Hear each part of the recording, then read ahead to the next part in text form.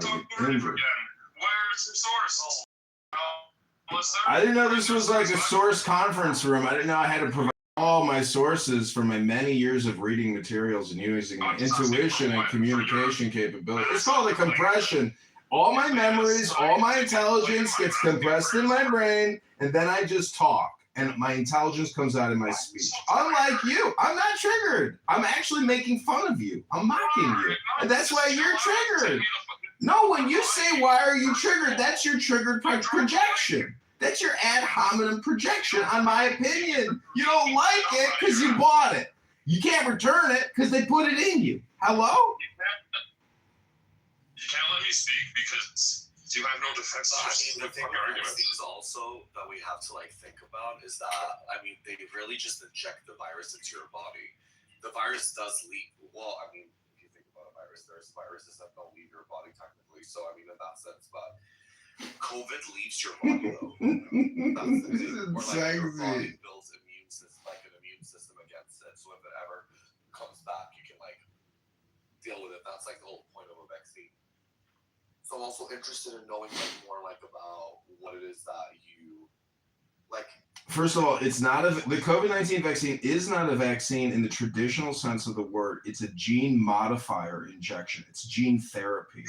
And it Oh, okay. Go ahead. Just Google it. Oh, what a loser?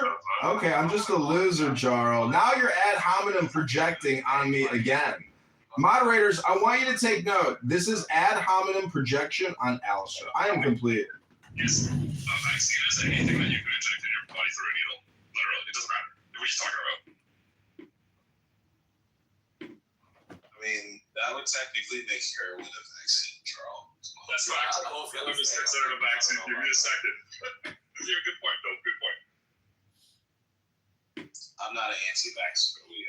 I'm not an anti-vaxxer either, but I'm definitely like questioning. Like one thing I've noticed with the healthcare system is that at the end of the day, these people, yeah, like they're educated, like doctors and stuff. Like we can't take that away from them, but like they don't always know what the fuck is going on.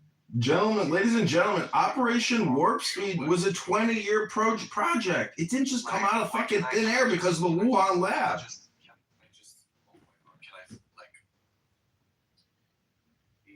So what I was trying to say was just that, I mean, at the end of the day, and I think that is like where my health anxiety lies, is that I have never had like health problems. Like in my life, like overall, like I've been generally like super healthy. Like I never broken a leg. Like I've never like I've never been in need of like acute like medical whatever attention. Lately though, I have been. And what I've noticed, because I haven't had that experience in healthcare, because again, like I've predominantly throughout my life have been like healthy, I've realized that doctors, they're not necessarily like these genies that you rub to get answers. And like they have answers to everything. Like they might be just as clueless as like a normal fucking person. Like sometimes ChatGPT will feel like they solve more of your problems than a doctor. Because you can go to different, like, because every doctor is going to have a different way of thinking, like, and just, like, you know what I'm saying? Like, these people are not, like, they're not, like, good at, like, detecting your issues as you think. And you see so many videos of people that have, like, cancer in this area, or, like, someone had, like, a brain aneurysm here, or, like, whatever it is, and it's, like, they went to the ER millions of times, and they, like, told them that they're fine, and they did their blood work, and everything is fine until it was too late, and then they realized that it wasn't all just fine. And I'm like thinking about it, I'm like, who the fuck holds them accountable for that? And that is why, like, when a doctor tells me, oh, like, yeah, you're like, you have like back pain. Like, I went to the ER because of my back pain, right? And then they're like, oh, well, we'll prescribe you some muscle relaxers. We did a CT scan of your back and everything looks normal. But I'm like, but you didn't do like, that's not like an MRI, like, because I think this is more like a tissue nerve-based problem and not just like a alignment thing. But they don't give a fuck about that, so they prescribe me muscle relaxers, and I'm like, why the fuck would I take a muscle relaxer? Like, you know what I'm saying? Because like, what if this is something, like, I don't know. I don't think they should blindly trust doctors with vaccines, medication, and just whatever. Like, always like advocate for yourself. So in that sense, like, I agree with you, but being totally against something is also like Well, do you prefer Pepsi or do you prefer Dr. Pepper? Or do you prefer, Fanta? Because at the end of the day, it was a mass carcinogenic event pre-programmed by Pfizer, Moderna, J&J. This was a 20-year patent created during the Bush administration. And if you like drinking Dr. Pepper, well, you might also like drinking Coca-Cola. Whether you got Pfizer or whether you got Moderna or whether you got J&J, you got the same supposedly patented vaccine. You got a problem just talking over people, Jarl. I'm trying to, you don't have ears, you only have lips. So go ahead, Dr. Jarl. Please proceed, Dr. Jarl. Okay, yeah, we'll just keep talking over each other like we're both fucking retarded. I got no problem talking while you're talking. Okay, great. All I'm trying to say is whether you took Pfizer, Moderna, JJ, it's no different than drinking Coca-Cola, Dr. Pepper, or fucking, Pepsi. The point is, it is the biggest scam in human history because the U.S. government spent $10 trillion during the COVID-19 vaccine era. Hello?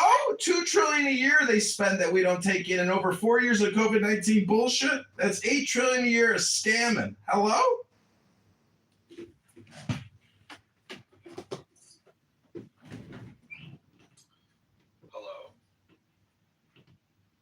I'm just saying, so many people got sour grapes from taking a totally unnecessary medical intervention of sticking yourself with a poison called mRNA genetic modified spike protein.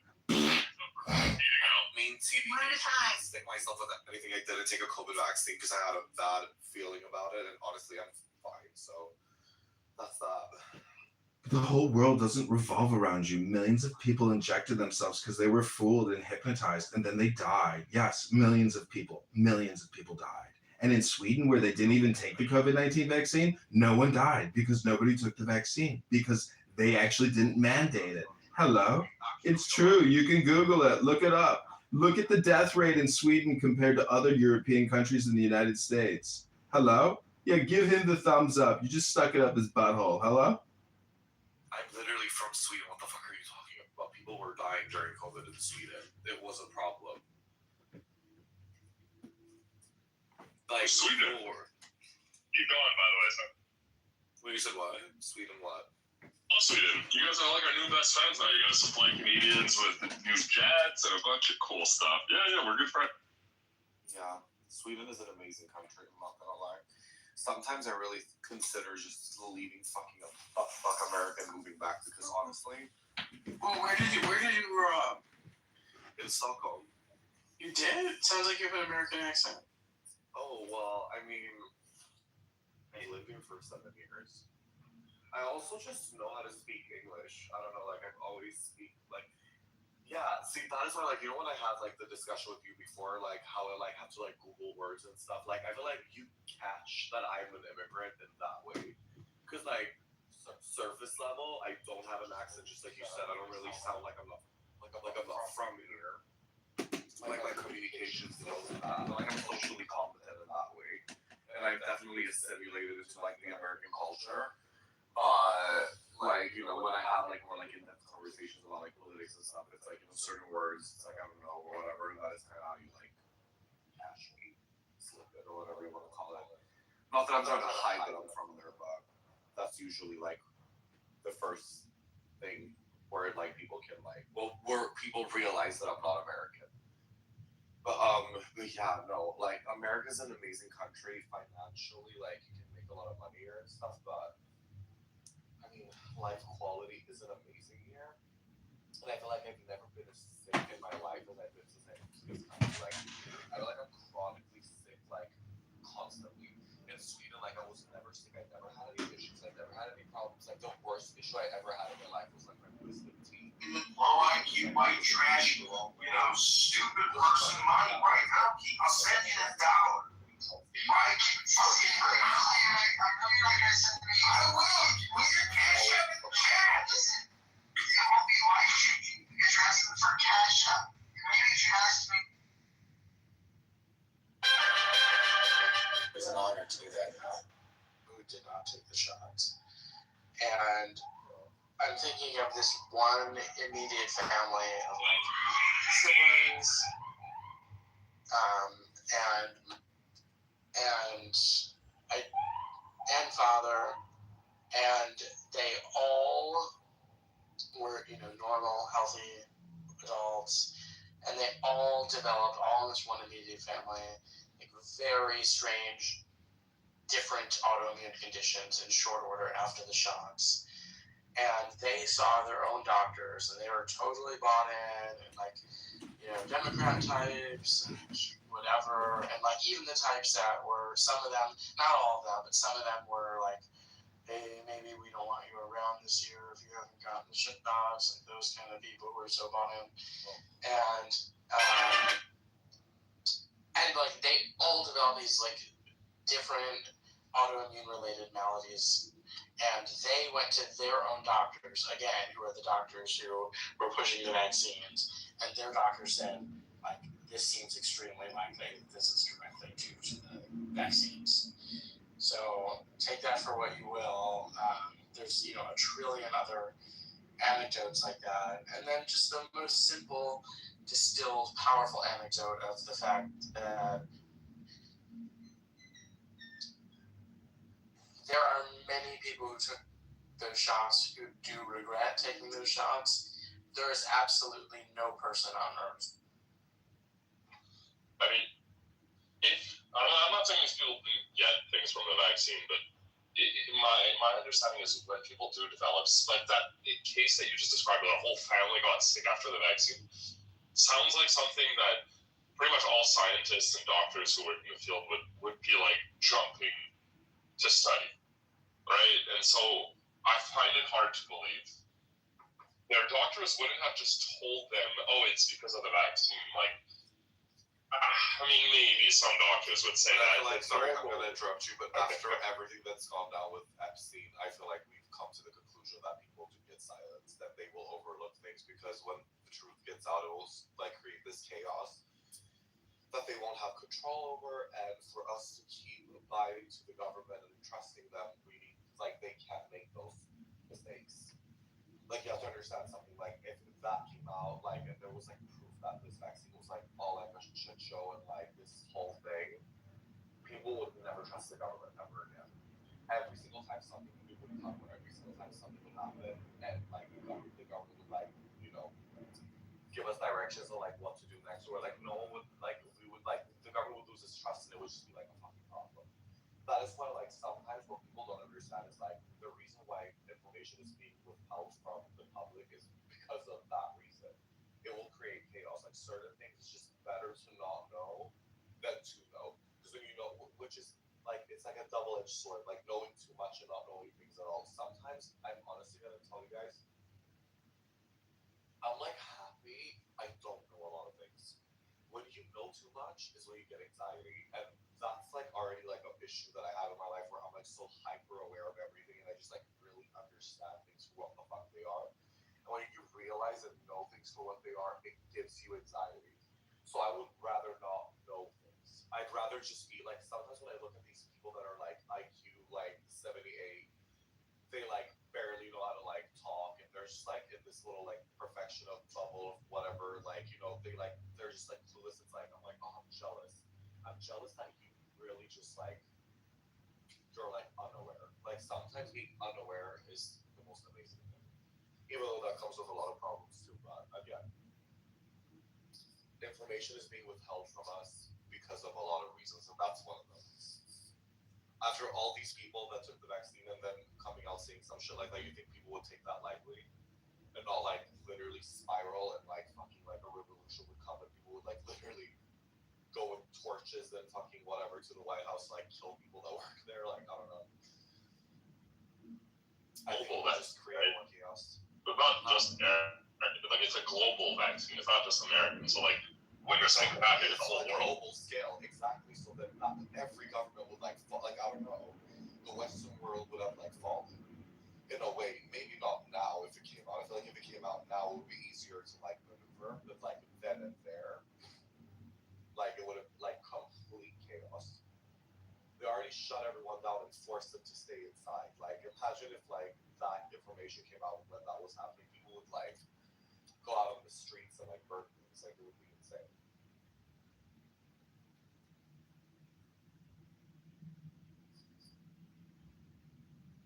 official, or some of the reported side effects on open bears, if you guys are familiar, include animal bites, include alcoholism, and anal sex. Those are genuine side effects that have been reported by doctors from the COVID vaccine.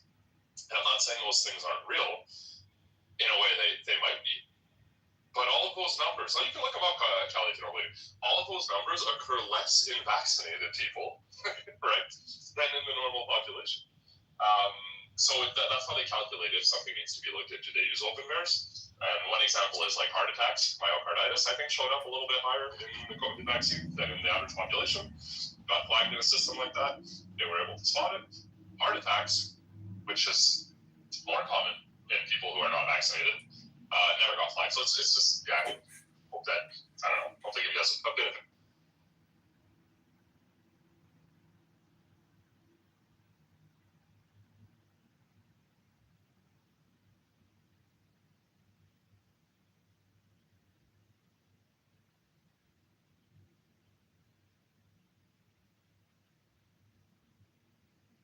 For Alistair would be telling me why it makes sense that animal bites and anal sex are side effects.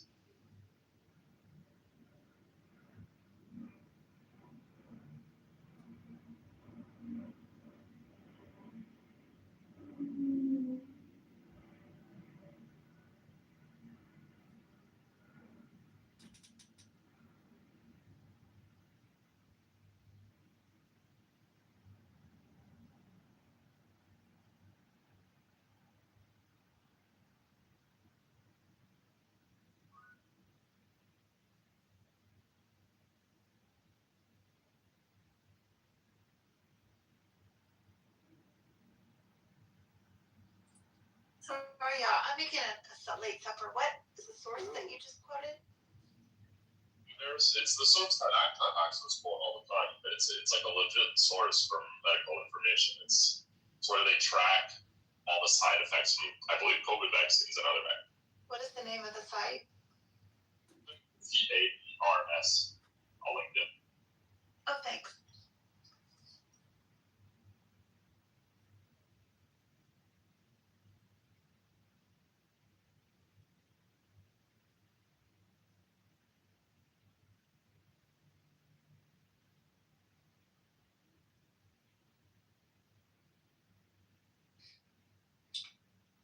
Arrived at the conclusion of animal bites and anal sex conversation. Oh yeah, did you hear the siren call for you when we started talking about the good stuff? Well, I felt the spirit in my body that called me to come into this room, but I think it was a little tardy.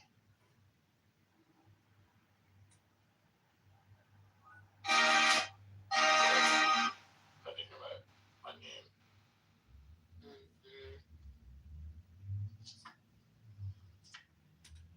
Did you guys want to talk about the plans for the invasion of Canada? What? Oh, fuck! Charles in here. Oh, we weren't supposed. I don't know that it much matter if it gets announced. Supposed to be having trade talks, and apparently that's not going so well. So. Oh, do we trade with Canada? I don't know. I don't know why you put tariffs on us. But you know, we do get maple syrup from you guys. It's delicious too. Don't change it. Actually, a lot of like over-the-counter pharmaceuticals are made in Canada.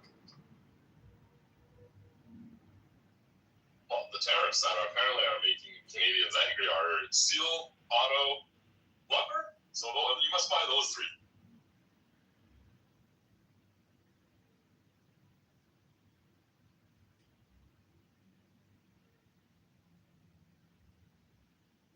I don't think Carney's trying to negotiate. I think he's intentionally delaying it at this point. So we'll see you guys in 6 months, a year, maybe. I understand you guys have a new girlfriend, and she's Chinese. He's treating us, basically. New girl? Oh, I thought you meant literally like Katy Perry dating Justin Trudeau. And them going to Coachella together, and how the internet flipped out because they were using single-use plastic cups in their like hotel room or whatever, and eating pizza, and he banned single-use plastic cups when he was reigning in Canada. He only banned straw. But you're right. I mean, no, we still have single-use cups at every restaurant.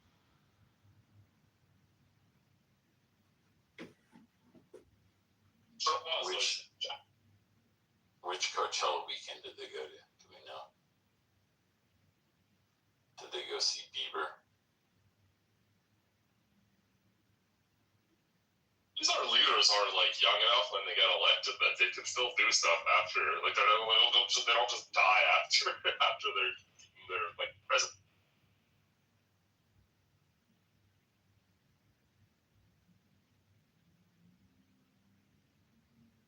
I mean, there are a decent amount of former American presidents that are still in there. Not like anyone cares. I will commend it to, even though he's one of those evil men who's ever lived in modern history, I will say. I will commend George W. Bush in the sense that he's pretty much stayed out of public life. Pay the workers a living wage. No, wait, him, Obama, all the past presidents should be speaking up right now. What are they doing? What the hell is this? I'm shocked. Like, I get from your perspective, good for him, but from everybody else's perspective, why aren't previous presidents talking about how absurd this president is? It's traditionally seen as being done in bad taste.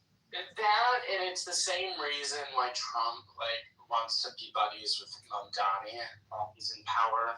Like, you don't want to burn a bridge because you still want to be able to make one call and get Trump directly on the phone if you need to make a suggestion to him or get a favor from him. You don't want him to be your enemy.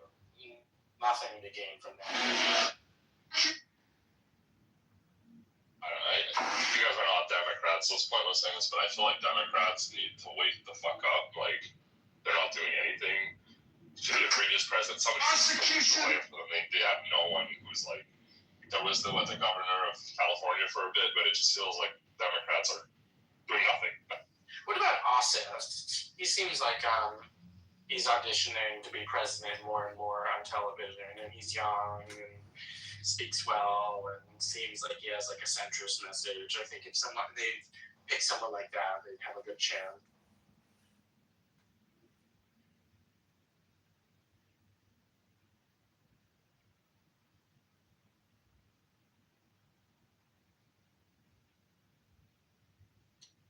Jarl, have you ever had a job where you were promoted into the next level of that role?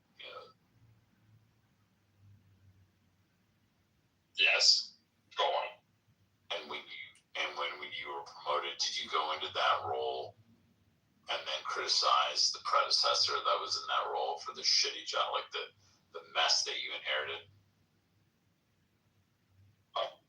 No, but my predecessors never threatened to.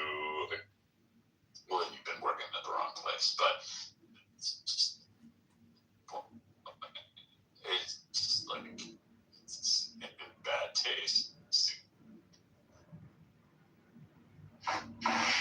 to have been in that position. Prosecution. Well, actually, it's reversed.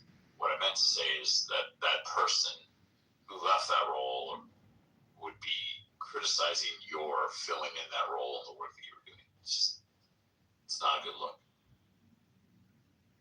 So I don't know that it's like an American president thing. I think it's just sort of universal.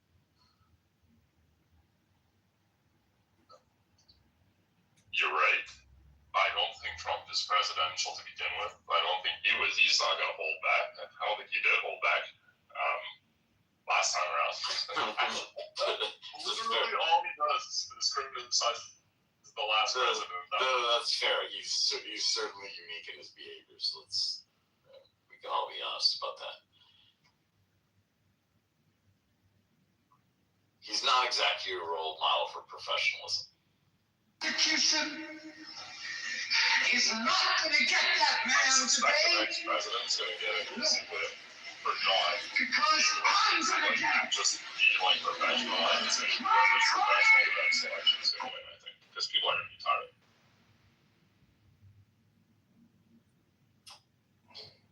Yeah, I think that's. Well, I don't know that they'll win, but The prosecution who's next? is not going to get that man today. No, Oh yeah. because I'm going to get it. My client. It's just yeah. That might not change much.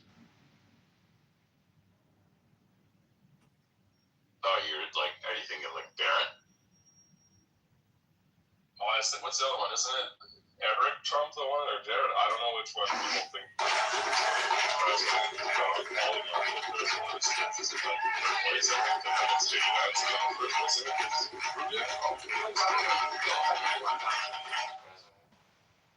Don Jr. Stevenson. nor Eric Stevenson. ever. It's TMZ. You're kind of famous on the hill for your cigars, my friend. Barrett, I would vote for Barrett. Is it a good cigar? I always see you walking around with cigars. How many you get through? Family out of Connecticut. Ivanka. Yeah, Ivanka's the daughter. She's far and away a better presidential candidate than anyone else. I don't know. She's sort of like more like demure. She doesn't really like get involved in politics. I agree, but she's got a great rack. Yeah, she's very good looking, and she certainly was when she was younger too. But and she's never like Eric and Don Jr. are always in the political stuff. Like she never is.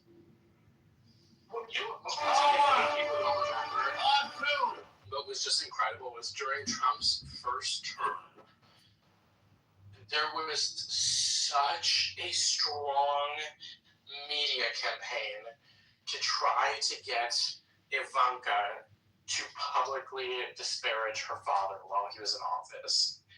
It was so ever present. Yeah. And they seemed to think that they could get her to do it because she was sort of straddling these two worlds where she's sort of like, like a New York socialite. And she's also like had that clothing brand which she had to give up because all these department stores dropped the brand once her father took over. Because, for seemingly political reasons. And so they really, like, every other day there would be some mainstream media article or news piece talking about, like, Trump is bad for women and, like, this would be the perfect opportunity for Ivanka to disavow her father on behalf of her, supporting women or whatever. And it really seemed like she was going to do it at some point, but she just, like, didn't even go to bat with those people. She just, like, kept her head down and, like didn't get involved in the political or media sphere. Her husband certainly was, but he was never like part of that like daily dog and pony show of it. And he just worked, and she just like kept her head down. It was like very classy. Yeah, she's no amateur, that's for sure. And she was close with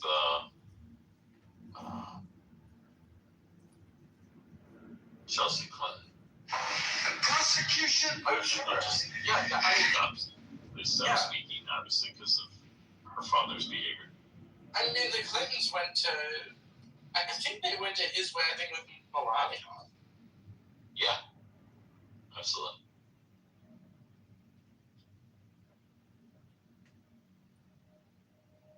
And I wonder if Is not going to get that man today.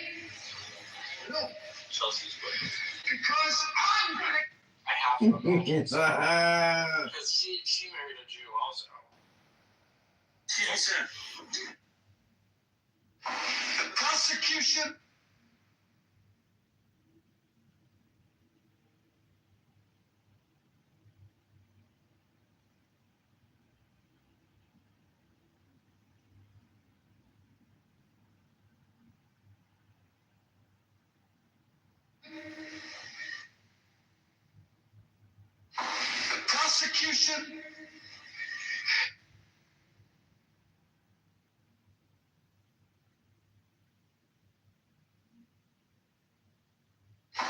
prosecution is for some reason, I thought my passport expired this summer, and I went to pull it out the other day, and I saw my passport expired in February. Which means, shit. So you have to go through the process. No, because I guess it's the same process if it's like, if it's expired less than 6 months ago, so I don't have to go through any other thing. I just have to send it in and send a form in through the mail, but Yeah. it's just annoying. Totally. And this time I think I'm gonna get, and for some reason I can't do it online because this time I want to get the passport card in addition to the actual passport book, which is like for that reason I can't do it online, so I have to. It's just annoying. Whatever. And what does the passport card give you? So What would be on the book? The card. I chose not to get the state real ID. You know, there's the big push for that for the last 20 years. Yeah. And so technically, like, you either can't fly with my ID, or you can, but you have to pay some extra fee at the gate, like as a punishment mitigation. Yeah, it's And like $40 fee. I do the same thing. So anyway, the passport card allows you to cross at land crossings between the U.S., Canada, Mexico, and like the Caribbean islands. Yeah. You can't fly with it overseas. You still have to bring your actual passport for that. But the passport card, you can cross with it at border crossings. It's different than what they call enhanced license that some border states give out, because it's not a state ID, it's a federal ID. But because it's a federal ID that's like associated with your passport, that's acceptable to fly. is not going to get that man So, Interesting. I've never even heard of this. Yeah, I was about to pursue an enhanced ID when I get yeah, around. if you don't want to get the enhanced ID, the passport card is better because, one, like, there's a lot of people who don't like that there's essentially an easy federal database that's like a digital web of everything you do with enhanced ID.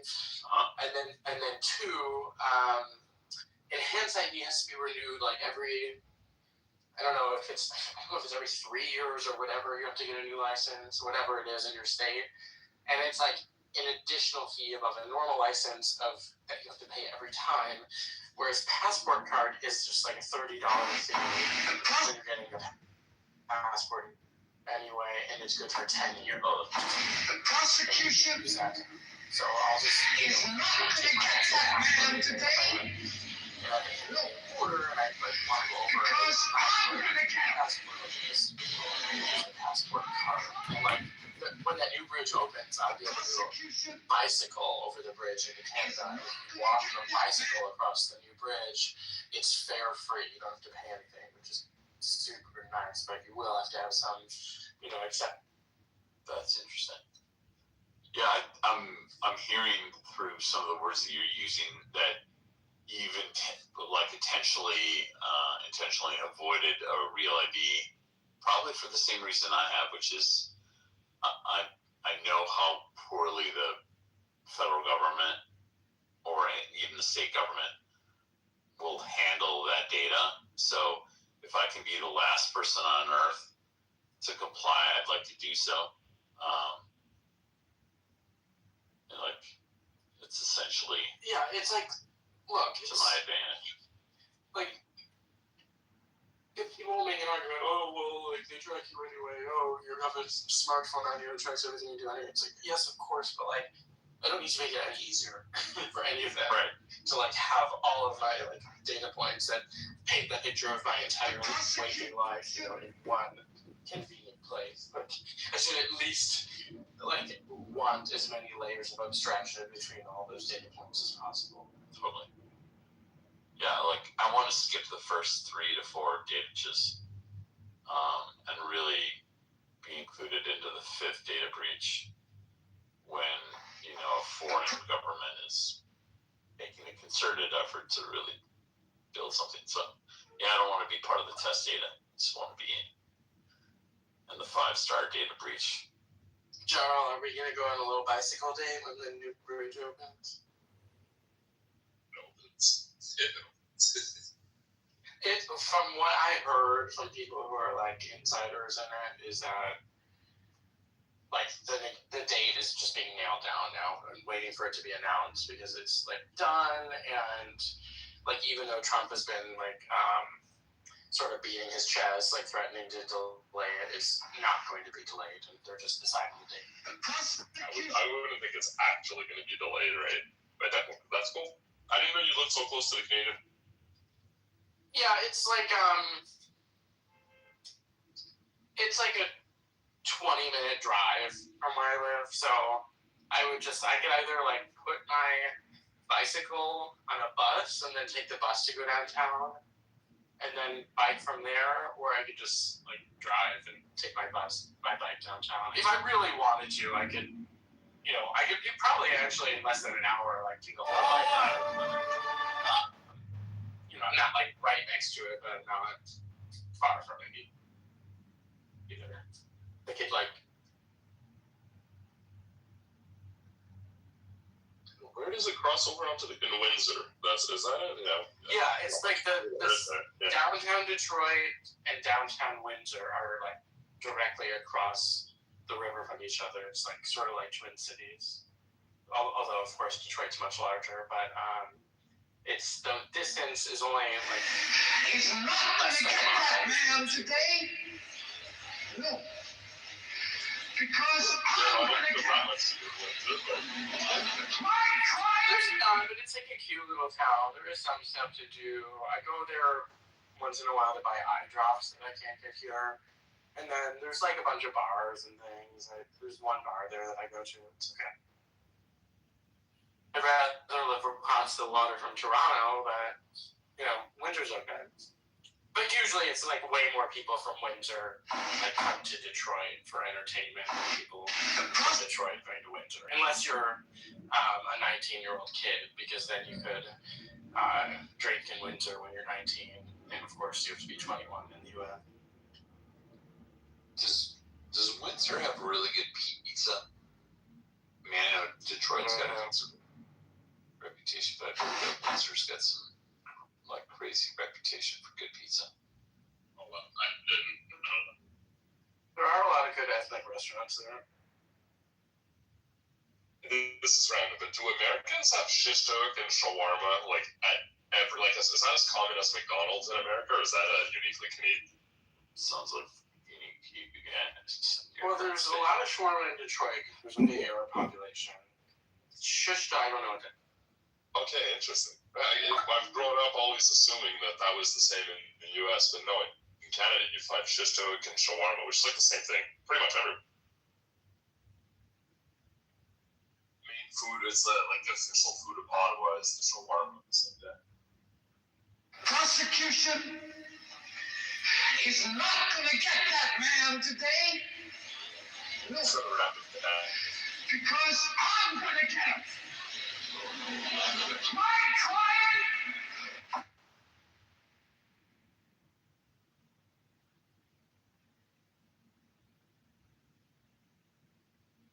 Yo, what's a unique food where you live? Like specific to where you live in Canada? Well, the most culturally specific food to where I live is Kitover, which I guess in English is sugar shack, which is the meal that we have where maple syrup is made, which usually involves omelets, pig ears, or what's it called? I don't know what it's called in English. Beans, pickled onions, lots of breakfast type stuff, and then you just drizzle maple syrup all over that ham as well. That's the cultural food of Haiti. Interesting. So you drizzle maple syrup over pig ears. I don't know. I think the pig ears. I don't think they're really pig ears. I've never made them, so I don't actually know what it is. Let me Google. But it's not part of the pig, right? Is it like pork rinds? Pork rinds. Yes, that's it. Thank you. Yeah, that's not translation.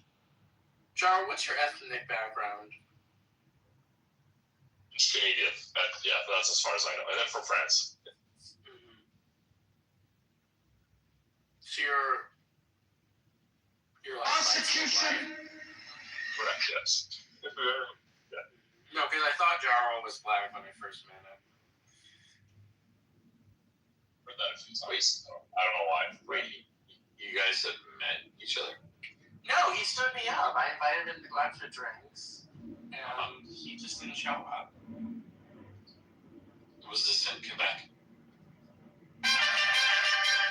No, it was the last time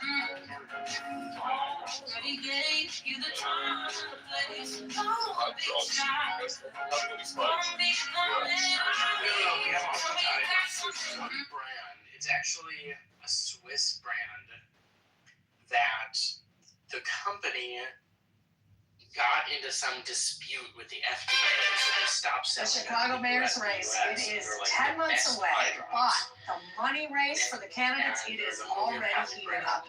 Alexi Demilius has more than $18 million. Number two in the money race is Susanna Mendoza with $1.6 million. Voluntarily withdrew. And then number three, the current mayor, Brandon Johnson, just over 800. Hello again, friends. I hope It's you've hard to get seen even my in Canada video. I think Americans go over just to buy these eye drops. So, like, I seriously spent a whole day there, like, drove from store to store to store. I was going to buy, like, 20 of them, and I could only find 3 after going to 7 stores, 3 boxes of it.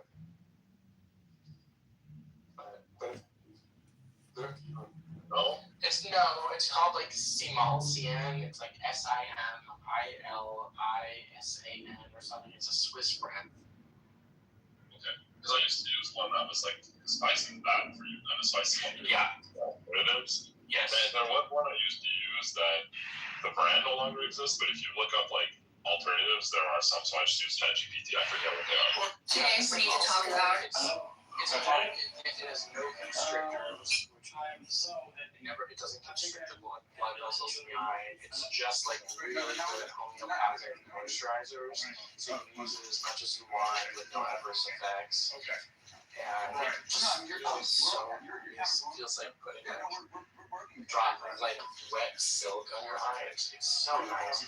If you like went to they should have them in any pharmacy in Canada. If you went to the pharmacy in Canada and like made some deal with me where you sent them to me, I would certainly pay for them and also like pay for your time in some way to do that errand. I don't know if that's legal. I don't think that's not. It's legal. No, there's no. It is legal because it's not a prescription drug. It's over the counter, and they're not illegal in the U.S. They're just not currently sold per the company deciding to bail out. It's not illegal. I even like when I go there, I tell the border agent on both sides I'm here to buy over the counter eye drops. And,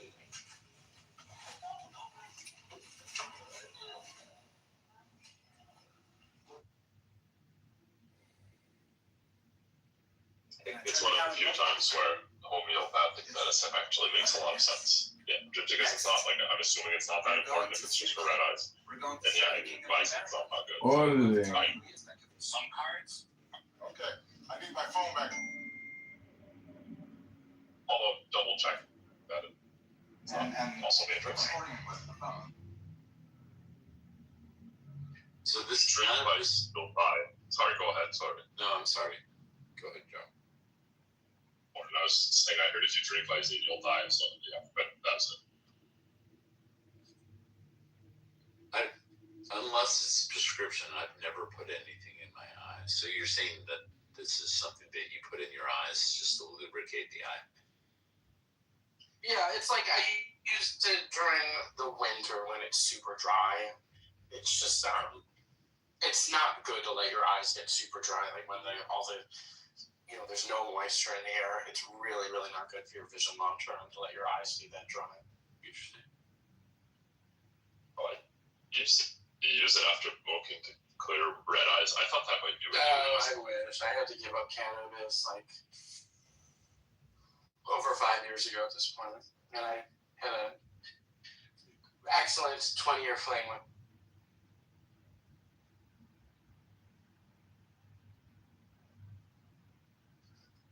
Doris, if you said you had to give it up, or you just?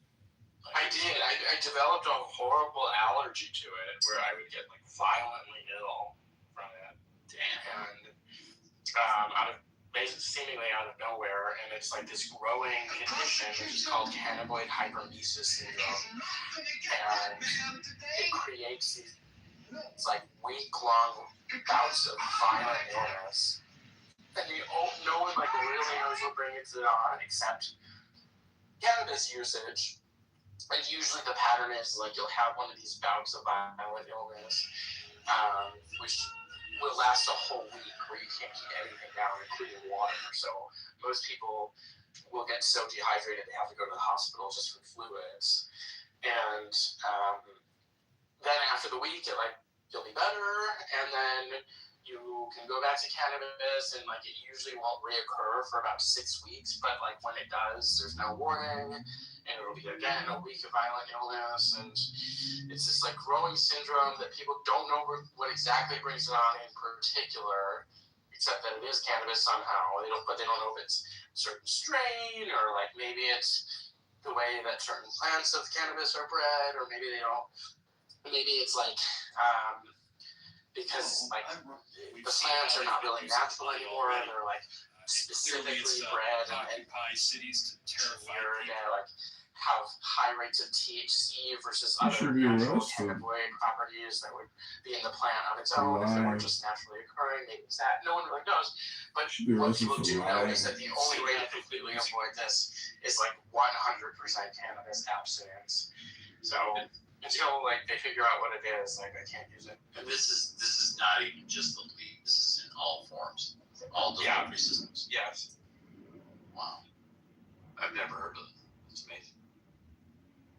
The telltale sign that it's this and not something else, because a lot of people like myself, the first time it happened, confuse it with like food poisoning, is that when you're in one of these bouts, you'll feel this strong urge to take like a hot shower or a hot bath. It's like it's the only thing in the moment that gives you any temporary feeling of relief. Is like, so you'll hear of these people who are in one of these bouts of this illness, and they'll take like an 8-hour-long shower. And like I remember, like a family member eventually came over to like take me to the hospital, and I remember she's there, and she's like, "Come on, we're going." And I was like, "Just let me take like one more." She's like, "Mom, I feel like pregnant. I feel like pregnant." It's called CHS, or cannabinoid hypermesis syndrome. And like, what is it? It comes Correct.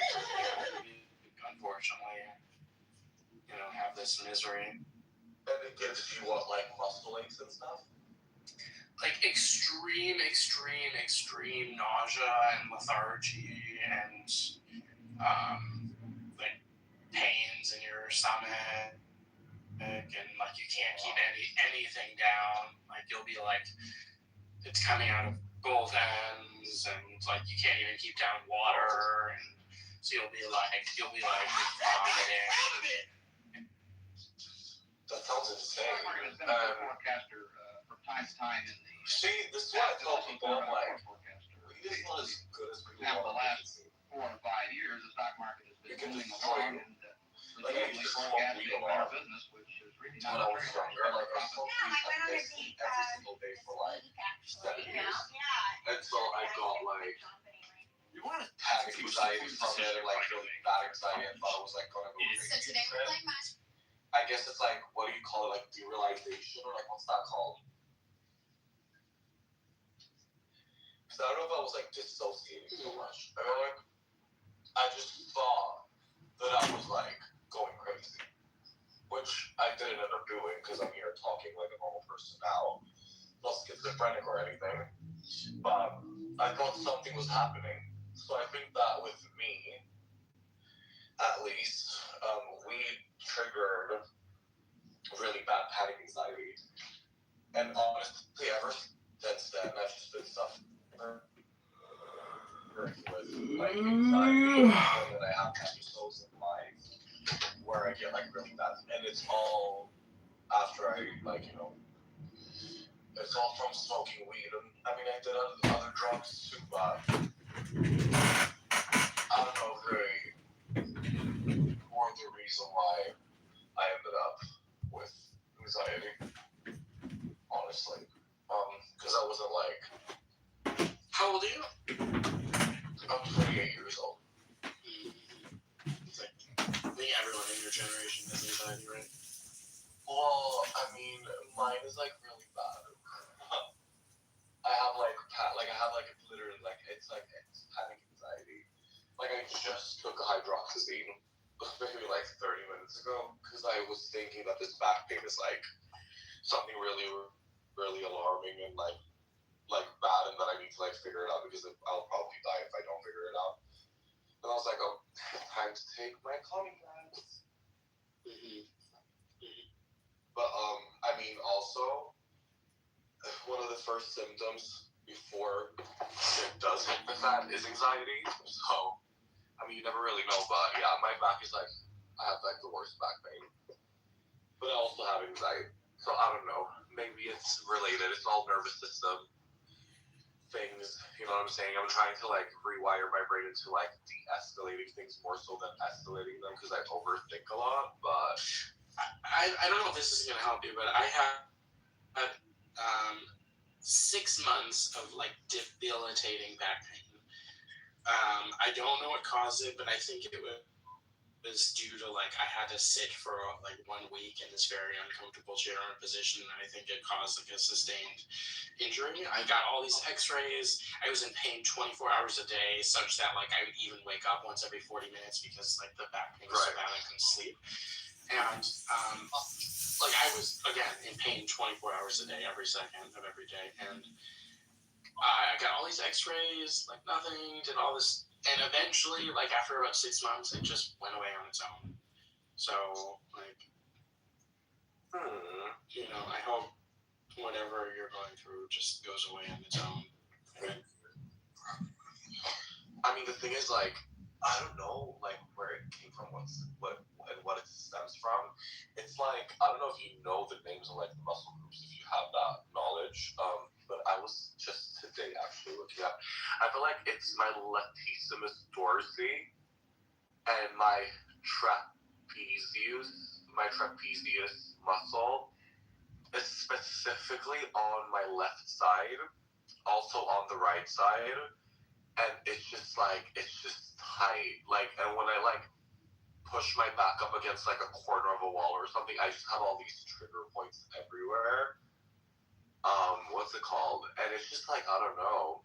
It's making me freak out like a tiny bit, but like you said, it's probably something that has more of like a common, like it's probably more of like a realistic, not so dangerous explanation behind why it's like the way it is. Because if it was really bad, I probably would like not be able to like sit here and talk and like be somewhat normal.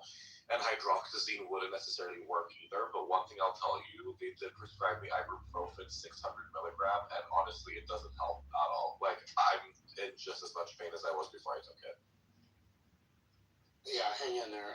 Will, were you trying to say something? I saw you come off.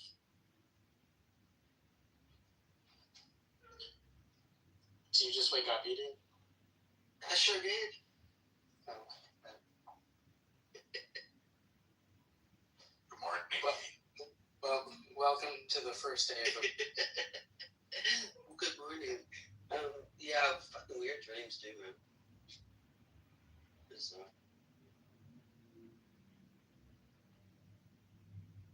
Do you want to talk about them?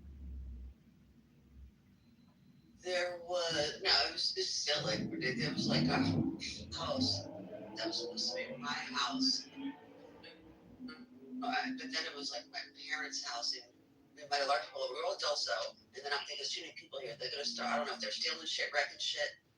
And then this friend I've known years ago, she was making a bed, and there was like a big clock above there. There's actually 2 clocks above the bed, and plants. It was just weird stuff.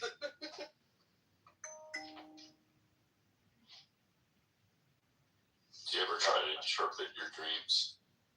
I think that's largely nonsense. You know, I think the stuff is very obvious. You know, stuff you're worried about will pop up. Things, but like, you know, a milk carton means your mother. You know, that's not true. Yeah, what are the tropes about that? There's like something about like you're missing teeth or your teeth falls out. It's supposed to mean something very specific. I don't remember, but yes, and I think that's all bullshit. I feel like it is too. Like just what my gut tells me about how I imagine the world to work. I can remember usually when there's weird stuff like that. If I think back, I can remember something that like I thought about for a minute. Like, oh yeah, I was looking at that plant. That was really interesting. Oh yeah, I was looking at that clock. Like usually I can remember where that information came from. Mine, it's supposed, I think, like some sort of weird lack of control with the teeth thing, I think. I don't know for sure. They say, I don't know. Yeah. Like a lack of control. Yeah. Lack of control. Like, it's like your teeth are falling out because you're not able to crunch in and take in what's going on. Like, it's like how, for whatever reason, it makes sense that you can't take in information, so you're not processing what's going on, so you have no actual understanding. Or when I have dreams, we've all had dreams like bathroom dreams, going to the bathroom. Usually I wake up and I have to go to the bathroom, and that's why I have to go to the bathroom. Oh sure. Like yeah, the sensation of having to urinate in your dream. Yeah.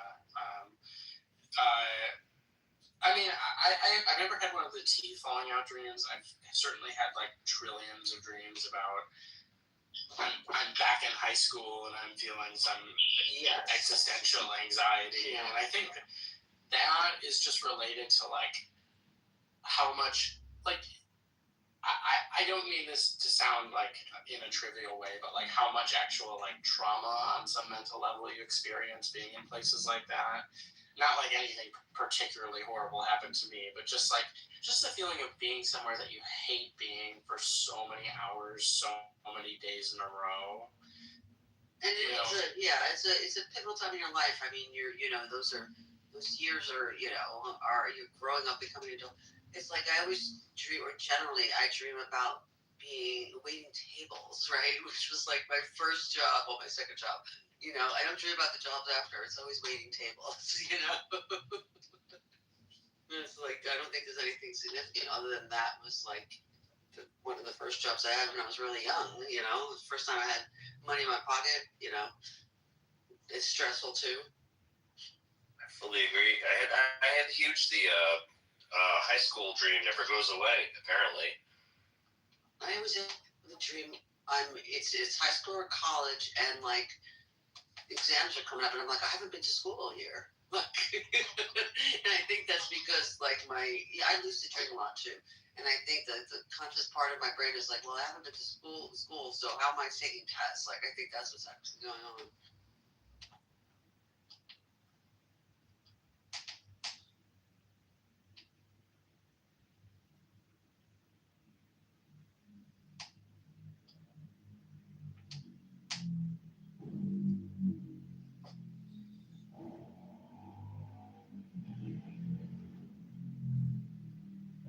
Or like I can't find my car in the parking lot. It's like I said, so I lucid dream a lot. Sometimes I'll lucid dream and I'm like, oh, thank God I don't have to look for my car because it's just a dream.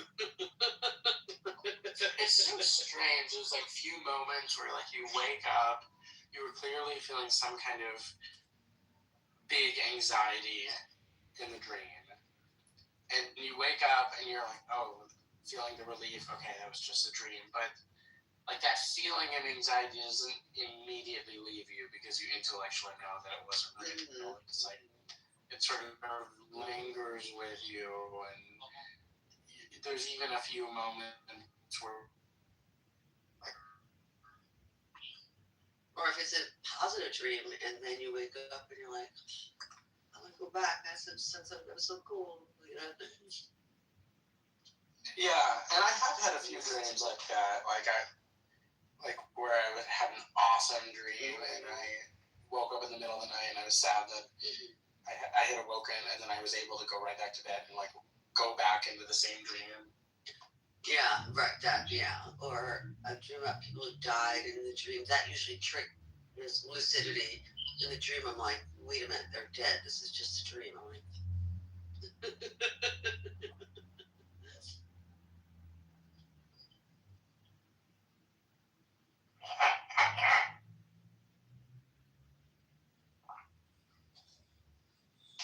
Sorry. So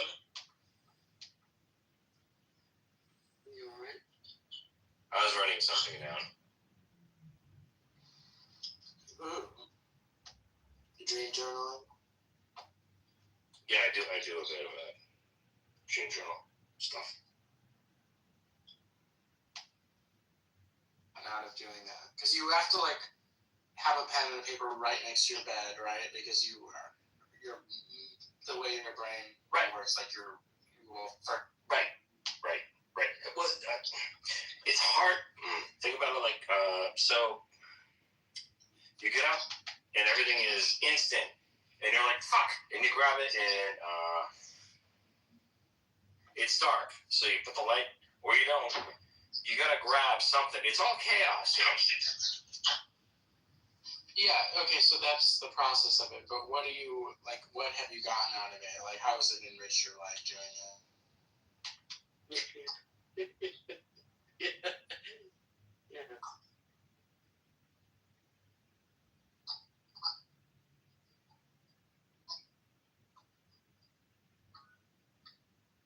Yeah, but is it like, yeah, my thing is like, because when I was much younger, I used to do that, and again, it was just obvious stuff, like lack of control. Let's say you equate the falling out teeth to that. I was like, did I not know that in my waking life? Of course I knew that. So it's not telling me anything I didn't know. It's not uncovering the subconscious stuff that's only revealed in my dream. You know, this is so. I just, and like I said, usually I can. The strangest things that seem so out of place, usually I can remember. It's not necessarily the day before, usually within the past few days, but it's something that I sort of fixated on for a minute that I thought was important for a minute, and that pops up in a dream.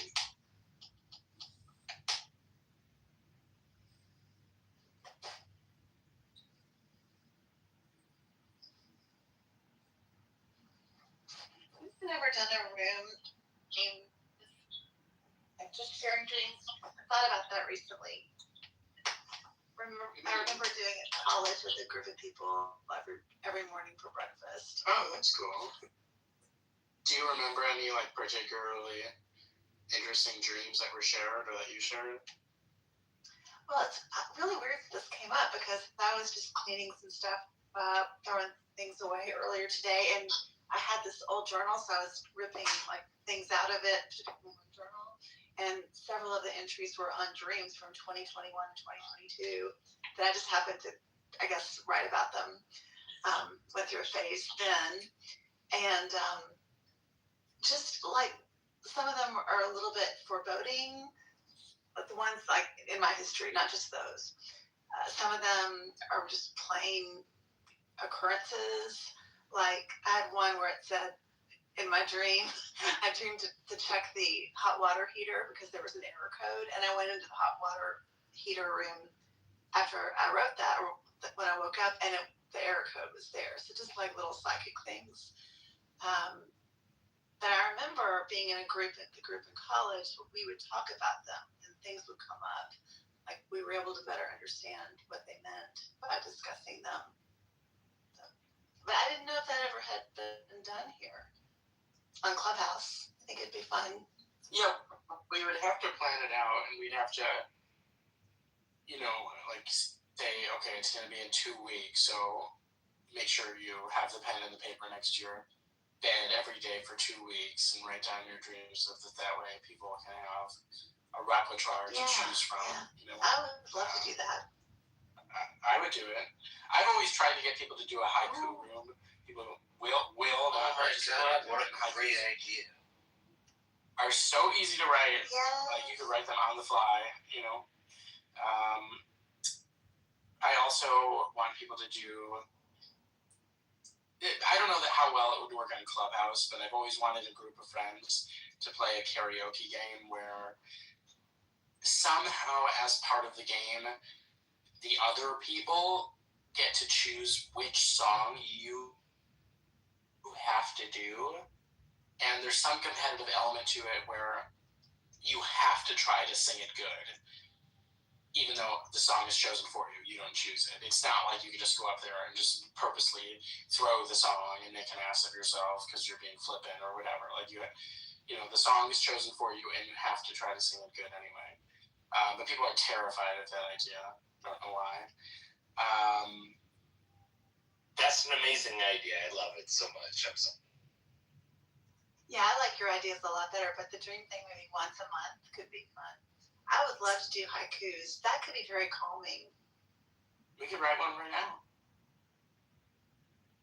Everyone's gonna leave Serendipity's like side-eyeing me right now. No way, she knows how many times I've tried to do it. Anyone do it. All right, hands on mute for a minute. I'll write a haiku.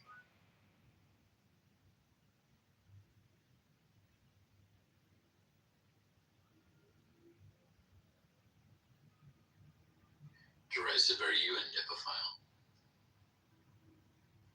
I don't know what that means. A lover of Japanese things, Japanese culture. Oh no, not like some like nerdy, like horny, like straight men are. No, but I do like the Japanese culture, but I'm not like into like hentai and anime and like Japanese goth shit and Sure. I will not further disturb your haiku writing.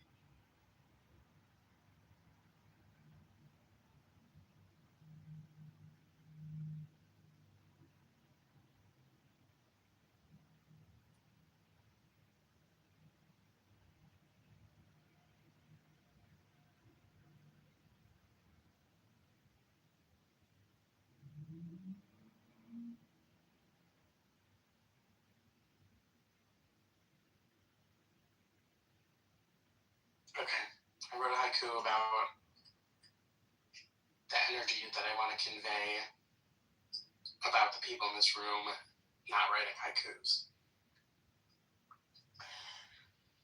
Existential dread. I will slap your face, my friend. Wake it the fuck up.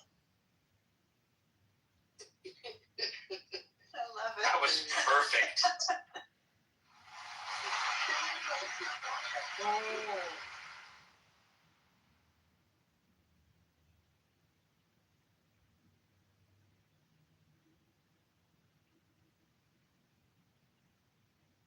I'm not Asian, but that's pretty much probably God level.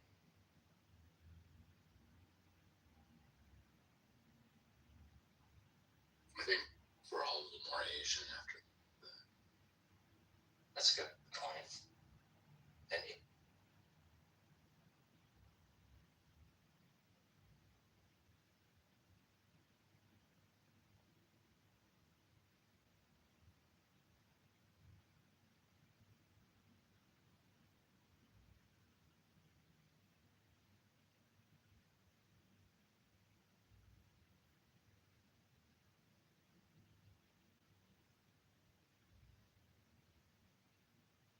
Okay, I wrote a haiku about Edie.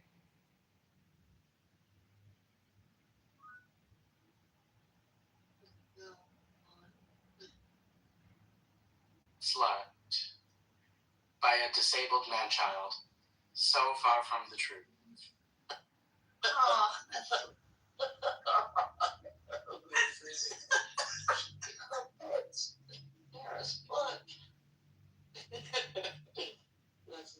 there's a lot there. Yeah.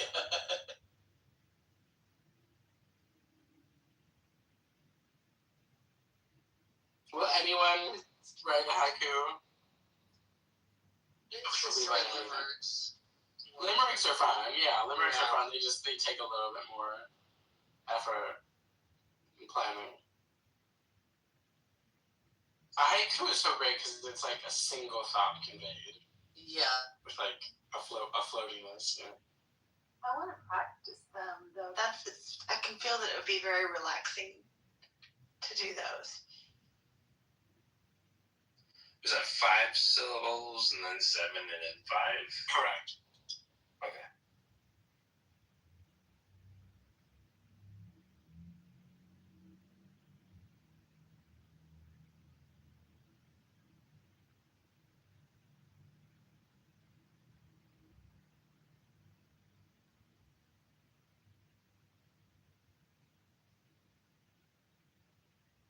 Nope, too complicated. I can't do them.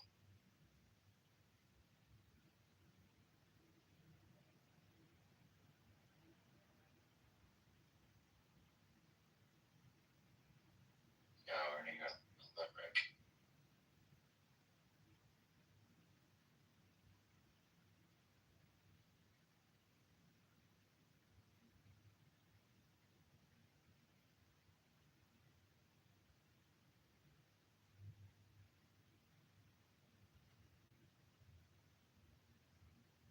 Haikus can be fun.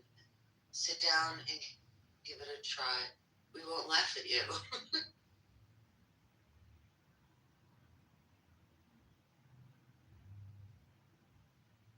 Or maybe we will laugh at you.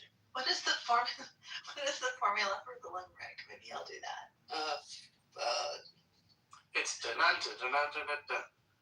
It's like 77557, something like that. Dun, dun, dun, dun, dun, dun, dun. Okay, thanks. I used to do this all the time. Yeah, I had one about a dentist, something like I knew a dentist who loved to give pain. Something pain. He would take a drill and begin to fill. I can't remember the whole thing. I of course only remember one limerick. Yeah, of course, Man from Nantucket.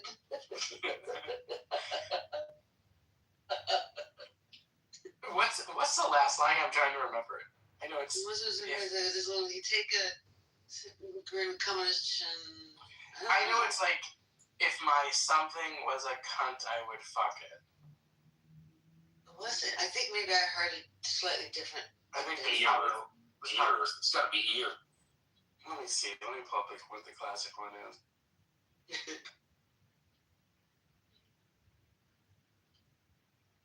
And you guys have been on here for this whole time.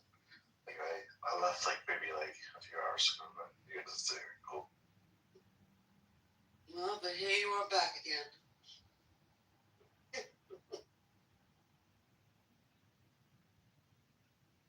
Had my walk, had my dinner. I'm gonna sleep soon, but yeah.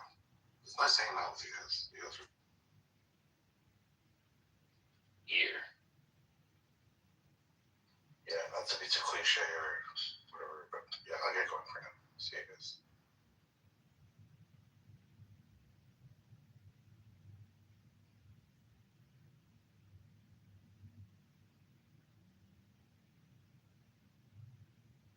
Okay. I guess it's just a. Oh, here it is. Yeah, here's the one I was thinking of. I guess it's called the 1927 rebald version. But it's basically there once was a man from Nantucket, and there's a trillion variations after that line. Except the common theme that they're all like what they call blue limericks, and filthy limericks. So there's a million versions that all start with "There once was a man from Nantucket." Yeah. But here's the one that I was thinking of, which I guess is one of the classics. There once was a man from Nantucket whose dick was so long he could suck it. He said with a grin as he wiped off his chin, "If my ear were a contact." Yeah, the last line was the only one I can't remember. But I think he was sitting chin with cum on his chin, something so similar. Sit with a grin with a cum on his chin. Yeah. Mm-hmm. No, I don't know the rest. I'm sorry. There once was a man from Nantucket who went down a well in a bucket. The last words he spoke before the rope broke were, "Arsehole, you bugger, and suck it."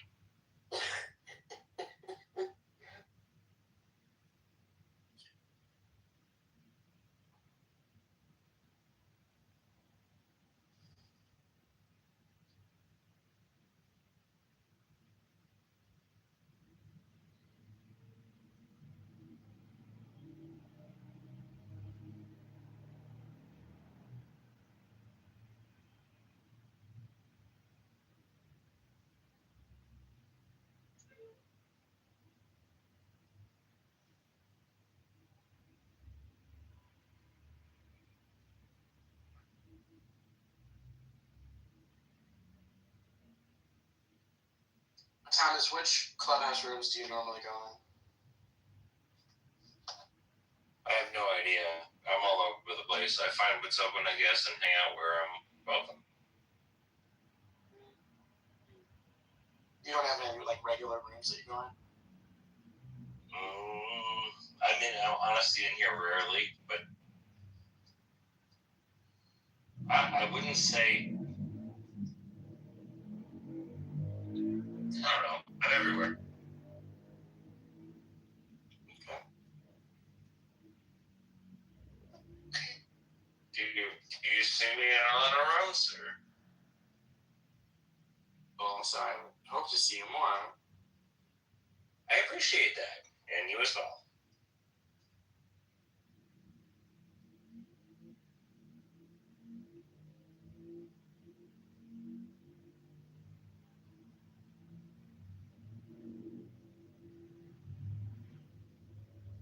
I'm not writing a poem. Are we supposed to be writing a poem or doing something? Or?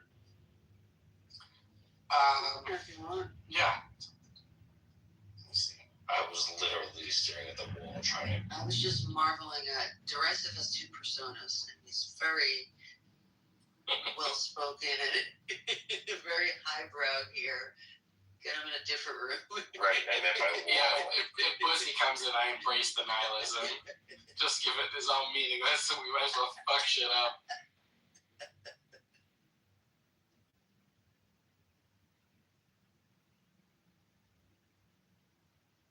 It's I forgot. Edie, have I talked to you? I feel like I have about the movie Reality Bites. Yeah.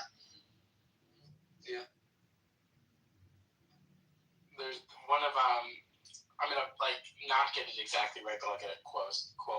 But people. You're not pussy. You know pussy? We all know Pussy. Yes. You might know me through him then, yeah. Yes, that. You probably see me in rooms with him. There you go. That's probably. Are you one of the secret tranny lovers? Probably, I don't know. I've been on Clubhouse since day one. I've been here forever. I don't know what rooms I've been in and out of. I've actually had about 2 or 3 names. But yeah, I've known Bussy for a while. Yeah. I'm not hiding about who I hang out with or anything. I just didn't. My pictures normally.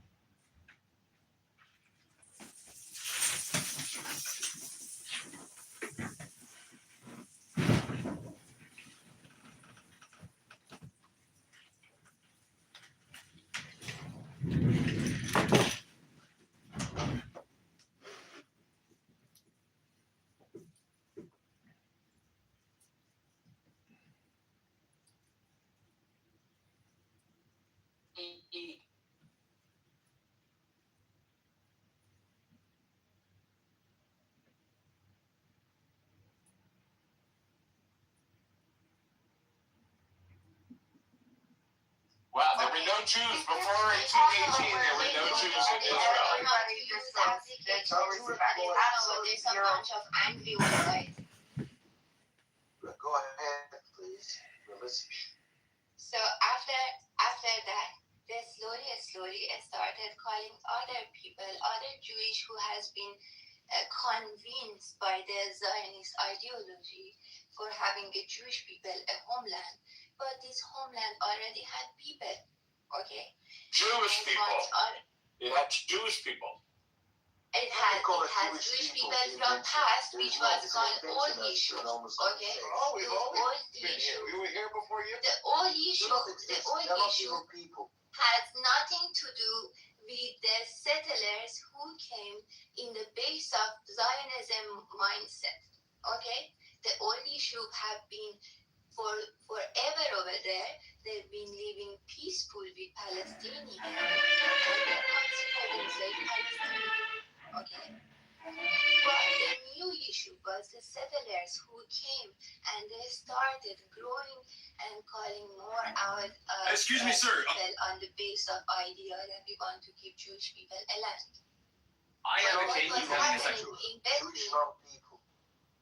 huh? Nothing called Jewish people. The people who is just created by the Zionists. They never were something called Jewish people. Oh my God! Oh my God! What's a little bit different? What about the whole person from the Old Testament? What about King David? Sephardi people, but there's nothing called Jewish people. Do you know about Moses? Do you know about Moses? Well, Moses was an Israelite, not a Jew. Okay. There's All a right. difference between a Jew and an Israelite. What is the difference? Tell me the difference. Well, I'll tell you the difference. If you consider that Moses was a Jew because of Yehuda, he's from the tribe of Levi, so he wasn't a Jew. Okay. Second thing, nothing in the five books of Moses. You call them anything. There's nothing in the five books of Moses. This guy was a Jew. With the Christian tribe was a Jew. Well, right here, guy. I'm looking. Right? Yeah, I know you're a guy. Yes, I know you're a Polish guy. You're a Ukrainian guy. Right, You know. exactly. You're from like Shut the fuck up. Lithuania or Poland or something. Lithuania or fucking shit. You don't even. Netanyahu's got a Lithuanian. Ukraine or wherever you're from. Don't bring me someone from You know, Lithuania. 815,000 Jews were kicked. Let me What about the Jews who were kicked out of Iran? The Jews kicked out of Syria? The Jews kicked out of. They were kicked out. What do you mean? There's synagogues in Syria. There are synagogues in Iran. The synagogue. There's synagogues in Iran. How about the No, synagogue in in Iran. Iran? The Iranian regime says that we have Jews. You're saying they're not Jews? Randy, the rabbi of the synagogue in Tehran said that he's for Iran. Okay, but is he a Jew? And the Zionists just bombed it. According to this guy, he's not even a Jew. He says there are not Jewish people. We'll pick up your mind. Dude, go to the Torah. Listen, go to the Torah and go to Genesis 10. Genesis 10, 1 through 5. It tells you, their own Torah tells them they are not Semites. They are Japhethites. They're from the Caucasus Mountains. They are converts. They converted to the religion. They're not the Israelite people. Their own Torah tells them that. So why was Hitler killing all these Jews? What was going on with him? He went around to all these synagogues and rounded up people. Tell me about him. It was a big misunderstanding. Why did the Turks kill all the Armenians? Because I don't know why. Because you seem to know everything. Tell us. Because the Zionists want to sacrifice some Jews so for the cause of Israel. That's why it's called the Holocaust, burning sacrifice. So kill or sacrifice some of your Jews, okay, that weaker brethren, for the cause of Israel. It's called the Holocaust sacrifice. It's not called a genocide. It's called a sacrifice. Wow, you have a great imagination. This is science fiction. So you have an Israel. It's science fiction. So let's go back to Iran. To Iran. Shall we go back to Iran? Do you want to talk about the 20 settlers who came to Palestine? We're all over the place in this conversation. Yeah, I want to talk about Iran too. Yeah, go ahead. Let's go to Iran. Stop these guys' tricks, okay? We're not No, going. stop your jihadist tricks. Stop your Islamist tricks, okay? Just don't blow up the room, okay? I know you're a suicide bomber. Don't do a suicide bombing in the room, okay? No, listen, go back to Siberia and go eat some shit there. Okay. Yeah. People. I think you're thinking of your mother. You're thinking of your mother, not me. Yes, you're kind. Yes. So Yeah. back again. Stay classy. The situation in Israel started from the Britain, the United States, overthrown an elected prime minister, elected by an elected government, by elected parliament, in a time when the blacks were actually fighting for civil liberties in the United States, as in the 50s. So the Iranian had a proper democracy. They put they put Mossadegh into power, and he started nationalizing the oil for the benefit of the Iranian people. But we have some Zionist fucks in the United States do not want these things to get the benefits to the Iranian and to the people, and this is becoming like another attack. This was 80 years ago. Why don't you get into the present now, okay? We know what happened 80 years ago. Moses. No, okay. You went back to Moses. Yeah, because you said there's no such thing as a Jewish people. You said there's no Jewish people. Yes. So I asked you about Moses. Yes. Okay, that's not. Yes. Yes. Now. Yes. Shut up. Yes. Huckabee. Yes. Illegal entity called Israel. Yes. Yes. I'll be like you Stop now. being a class clown, man, Randy. No, I'm being like him. I'm just being like him. Yes. Stop being a class clown. Yes. I want to talk about what Zero was talking about, because Zero brought up something interesting that I really he was talking about how we can barely afford, the United States, and we're over here spending. That's not true. We have the biggest budget in the world. We can afford anything. But there were always homeless people. No, we cannot, friend. There have always been homeless people. There's nothing new. We're spending $30 We trillion cannot a year. We spend more No, than we cannot anybody in the afford, planet. dude. We cannot afford. You need to get a job, bro. We have anything we want. You need to get a job, okay? You're on welfare. Your family's on welfare. Yeah, I want to know what you're thinking, though. Yeah, you're retired. You never had a job, dude. You never had a job. Get real. That's what I said. Keep repeating what I said. But thank you. You are on I welfare. appreciate it. So thank you. You're on food stamps. So Disability. Elnormo wants to hear a little bit more about what. Back and forth, you and me. Yeah. Thank you. I appreciate it. We spend $30 trillion on America right now. We can afford anything we want on the planet. We spend everything we can on veterans, on the homeless, on the poor, on social safety nets, on healthcare. We spend billions and billions and billions. And if we want to spend more, we can spend more. It has nothing to do with our military budget. Okay, and so I'll respond to that. The military budget is entirely separate. By the way, the money that we just spent, we've already appropriated it. It's already been given to the military. We didn't give them any new money since we started this war 6 weeks ago. Just so you know. Keep spending. Because So I'll explain. Let Bima talk.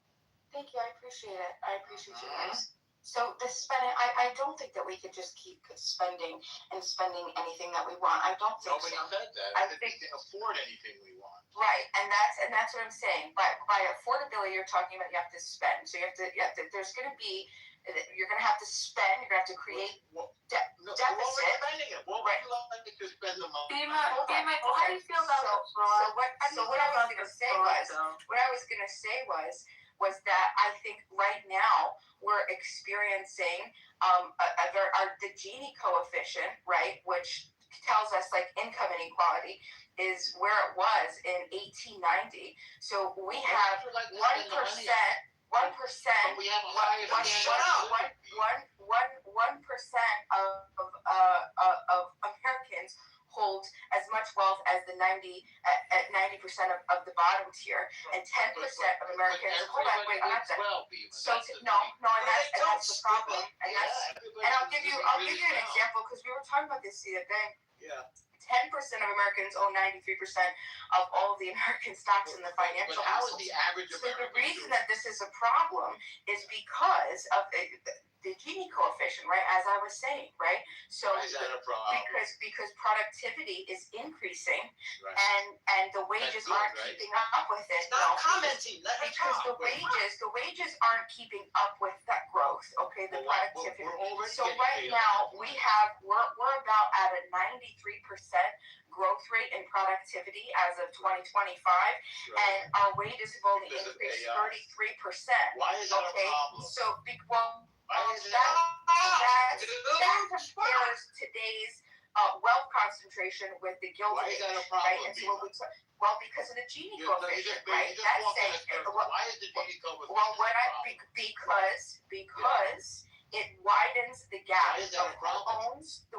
Well, I'll if give you an the example. poorest I can tell you why. People So are living at 1,000 times the level when we that they can't were balance in 1990. when we can't balance the They're not. budget and we just They're keep not. printing, Right. when we should just keep balance the printing, budget. right? But when we just keep printing, Yeah. okay, We're not then keeping printing. the inequality, the gap Yeah. of what people can afford is going to continue to What get does that have larger, to do with and the more debt? people affordability. Money by Affordability. So when you spend money, when you're spending money, and you spend and you create, and you're not balancing the budget, right? You're creating a deficit, and that deficit, this all connects to inflation, and then you have the affordability is almost. I mean, like we're struggling right now. We just had a man, and we were talking about this the other day. His name was Abdul. He just burned. He's a warehouse worker because he makes $37,000 a year. He videoed this. He was hoping to get sympathy. He was hoping to get sympathy and empathy from Americans like Mangione got, right? And you had Mangione, who, he's a murderer, right? who killed the CEO. He got 50% of American college students sympathize more with Mangione than with the victim, which is I'm insane. against And that, you have by the way. Koreans. I think I'm against that. I'm against it too. I'm sure you are. I don't think that you can, but I'll explain it in a second. Well, this is the I like problem. Chuck Mangione. He's my favorite Mangione. This guy, listen to what he said. These were his comments, okay? These were Bill's comments, and I'm reading this. Feels so good. Remember that album? This is the U.S. Attorney's Office.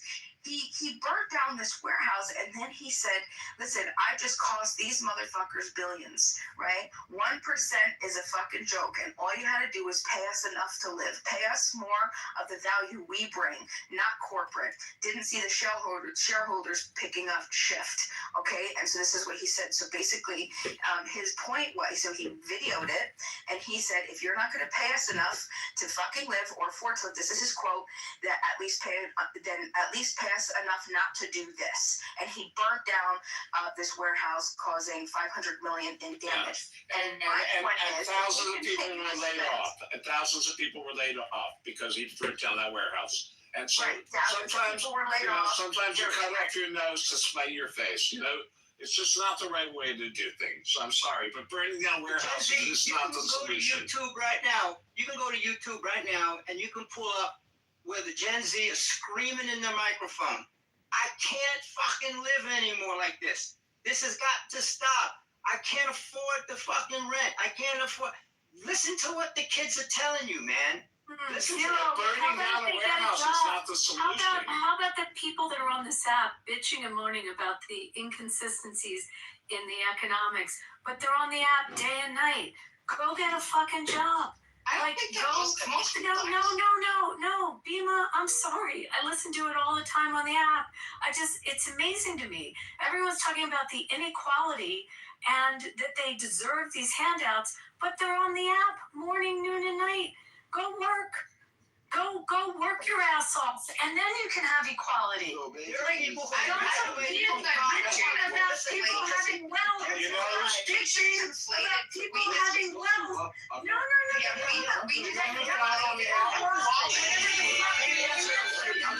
No. This lady works. This lady zero. No, this lady zero. Just recently. And has every right to say this to people that don't want to fucking work and then complain and they're not getting their shit. Why are you on the app? Why are the college kids? Listen to me. The college kids are graduating. Listen to me. What do you graduate? Do you have a graduate degree, Zero? Did you go to postgraduate? Did you work your ass off in school? Do you have a good job? You wouldn't be complaining if you do. I own 3 houses. Yeah, then what are you complaining about? Listen to me. I'm retired. I have 5 grandchildren, and I have 5 grandchildren. And you work. I'm retired. Listen to me. I'm retired. I have 5 children and 15 grandchildren. And right now I'm living in my house. Right now I'm living in my house in Asia. I have a house. Listen, I have a house in Fort Lauderdale. Listen, I have a house. Listen. I have a house in Fort Lauderdale. An apartment in Pompano Beach, and I have 9 acres. Go to the sample road. Do you remember the sample money? I'm working on it. I got more money than I need. Shop there? His grandchildren I have more money than I need.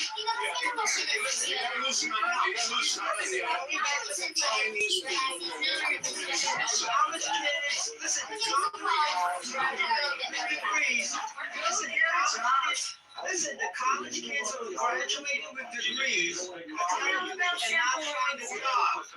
Ma'am, the college kids are graduating with degrees. They're getting jobs if they work and they study. They cannot find a job. And they're not working because they don't know how. They cannot find a job, man. Now they can find a job. You couldn't find a job. I'm degrees. You should join the army. You should join the army and learn some skills. That's what people always Here's say. a shocker, Zero. I have 2 kids. They got jobs out of college. They got jobs out of high school. Shocking. Shocking. They all got jobs. My children are sweetheart, you think that we don't exist, Yahweh, or whatever the fuck your name is? So get a job and get off the app. Working for the rabbis, For the robbers? to pay users. What country is this from? What country? I love usury. By the way, we have no usury laws, right? Did you know that? I have no usury law in my state. Meta today, Yeah, we have no usury laws. Listen, You know that, Yahweh? Abby, today Meta says that they're laying off 8,000 people. Yeah, but you know what, Zero? Maybe they can lose Our kids got jobs. Because they went to college and they got degrees and they got jobs. They're tired. 8,000 people today. How many grandchildren do you have? You have 30 grandchildren now? Everyone is laying off people. Unfortunately, that's the way it is. Laid off. Yeah, the milkmen don't have jobs anymore. The environment changes. Yeah. Meta, these people People who drive horse and buggies get laid off. working Meta. Okay. Meta, that's not Listen, working you Meta. know, when's the last time you heard of a Jewish suicide bomber? When was the last time you heard of a Jewish suicide bomber? Okay? How come they're all Muslim? Netanyahu. Oh, guess what? The He's not a first suicide bomber. terrorist bomb blast happened by Zionism. The first terrorist bomb blast in the Middle East happened by Irgun and Haganah in Yeah, Middle but East. it wasn't, and then all the rest happened by Muslims. All the rest happened by. Okay, we heard you the first time. And then since then, it's been Muslims. Okay, we got it. Netanyahu You is took using over that the United business. States to do You his took fighting. over that business. He's using the United States to do his fighting. Netanyahu is using the No, United States. he's a war hero. Unlike Trump, Netanyahu went to war himself. His brother died. He's a major war hero. Soldiers because of Netanyahu. Do you not know that Netanyahu is a war hero? He certainly is involved in major operations. Major. You don't know anything about him. Wounded soldiers because of Netanyahu. Israel is winning. Okay? Iran is sinking. American Zionist Empire. No, it's not. And by the Yeah, keep repeating yourself. Don't work on your accent. It's gonna fuck up what you say. Yes, I know. Iran is trying. Iran is trying. They drive trucks into synagogues. Go drive a truck into a synagogue like you're around And what about the synagogue? What about the synagogue that you hit in Iran? Yeah, it's a shame. Do The you good have? news, the good news is that the good news is that most of the Jews left Iran. Most of the Jews left Iran. The small ones are left. They are attacking it. They are attacking the United States. Talk about all the attacks in the United States. Israel's population is growing, my Talk friend. about what just happened in Michigan. Israel's population is growing. Yes, Yeah, because but you you have have other country. You have Chinese. You have The Jewish population is growing. Iranian. It's true. So yes, Iranian, they're leaving Iran. Yes, it is, dude. Dude, look testing up here. You saw the same. Yeah, pull them up. Pull them up, and it's going to keep growing. Is the largest privately held small business lender. 1,000 millionaires left Israel. Right, so there's 10,000 left. Growing. That's not growing. That's Oh my God, I can't buy an apartment there. They're so expensive. You have no idea what's going on in Israel. You like are so Have you seen Israel is going to grow by 2 million people. In the next 10 years, there'll be 10 million. Dude, it's not. People are leaving because the Arabs are driving Jews out of France. Arabs are driving Jews out of England. And I can't buy Arabs an are driving Jews out of Canada. Randy, how expensive are those apartments in Tel Aviv? It's insane. They're luxury apartments that are sold out. They're sold out. Listen, everyone, all Jews are leaving France and England because of the Arabs. They've ruined Paris. They've ruined London. And they're all going to Israel. So thank you for that. At least thank you for ruining Germany. You guys have ruined Europe. Europe is lost. Leave the planet, you know? Yeah. Leave the planet. Yeah. Yeah, how are you going to do that, Yalla? How are you going to make people leave the On planet? what? What do you- On a donkey? Hold on. On a Yalla, what donkey? do you intend to do? You can't even. What do you intend to do, Yalla, to people? What do you Yeah. intend to do to them, Yalla? There's not one Arab that's won the Nobel Prize for science. Yalla, my how friend. do you You intend to make can't- people you don't know leave what the the planet? word is. What are You you don't going to know do? anything. We have the people. They're going to blow. They're suicide bombers. That's their idea of technology. To kill themselves. We give you meaning. You guys, nothing without us. The Torah that you're talking about, my grandparents, my my ancestors wrote it for you. You think yourself you're really. Really? So what happened? What went wrong? How come we're living in dick shit now? You don't know. How come everybody knows that Arabs are ignorant today? What happened? Skin in the mirror. Yeah, I'm looking at the color of my skin. It's lovely. Ukrainian. Okay, but what happened? If you guys were so smart 1,000 years ago, I think what happened is like Sharia law really fucked you guys up. That's why you're anti-science now. The problem Everyone knows that. You're cocky. Even the Arab kings that go to Israel for surgery. Any Arab who's hearted will go to Israel for surgery. If you have cancer in the Middle East, you go to Israel for surgery. Randy and Abby, I'm posting in the chat videos and news reports. Okay, you keep doing Show that. you that I won't click on it it. shows you the modern day Exodus. But you Zero, know, zero. the Jewish population of Israel is growing. Zero. Watch the videos. Zero. Watch my videos. I go there every 3 months. I can't buy an Bring me the apartment because reports. they're all. Bring me your facts. Yeah. Put your facts in the chat. I'm putting my facts in the chat.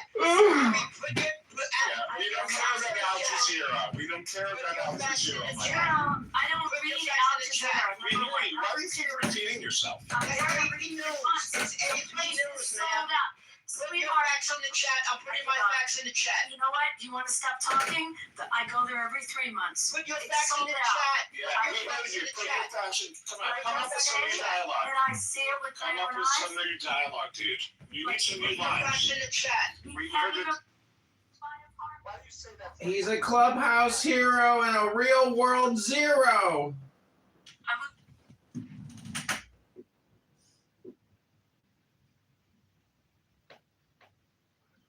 Would love to buy the new Mandarin Oriental, but it's sold out. All the new developments are sold out. You can't get an apartment in Tel Aviv. All the high rises, they're beautiful. They're sold out. So I don't know what you're reading, but I'm there every 3 months and I see it. He's reading from the Islamic Caliphate Ummah News, part of their racist discriminatory law, the Mohammedan law. He's a real world hero and a clubhouse zero. Oy vey, Rabbano Shalom. I put a link in the chat to the Charter of Medina, known as the Mohammedan Constitution.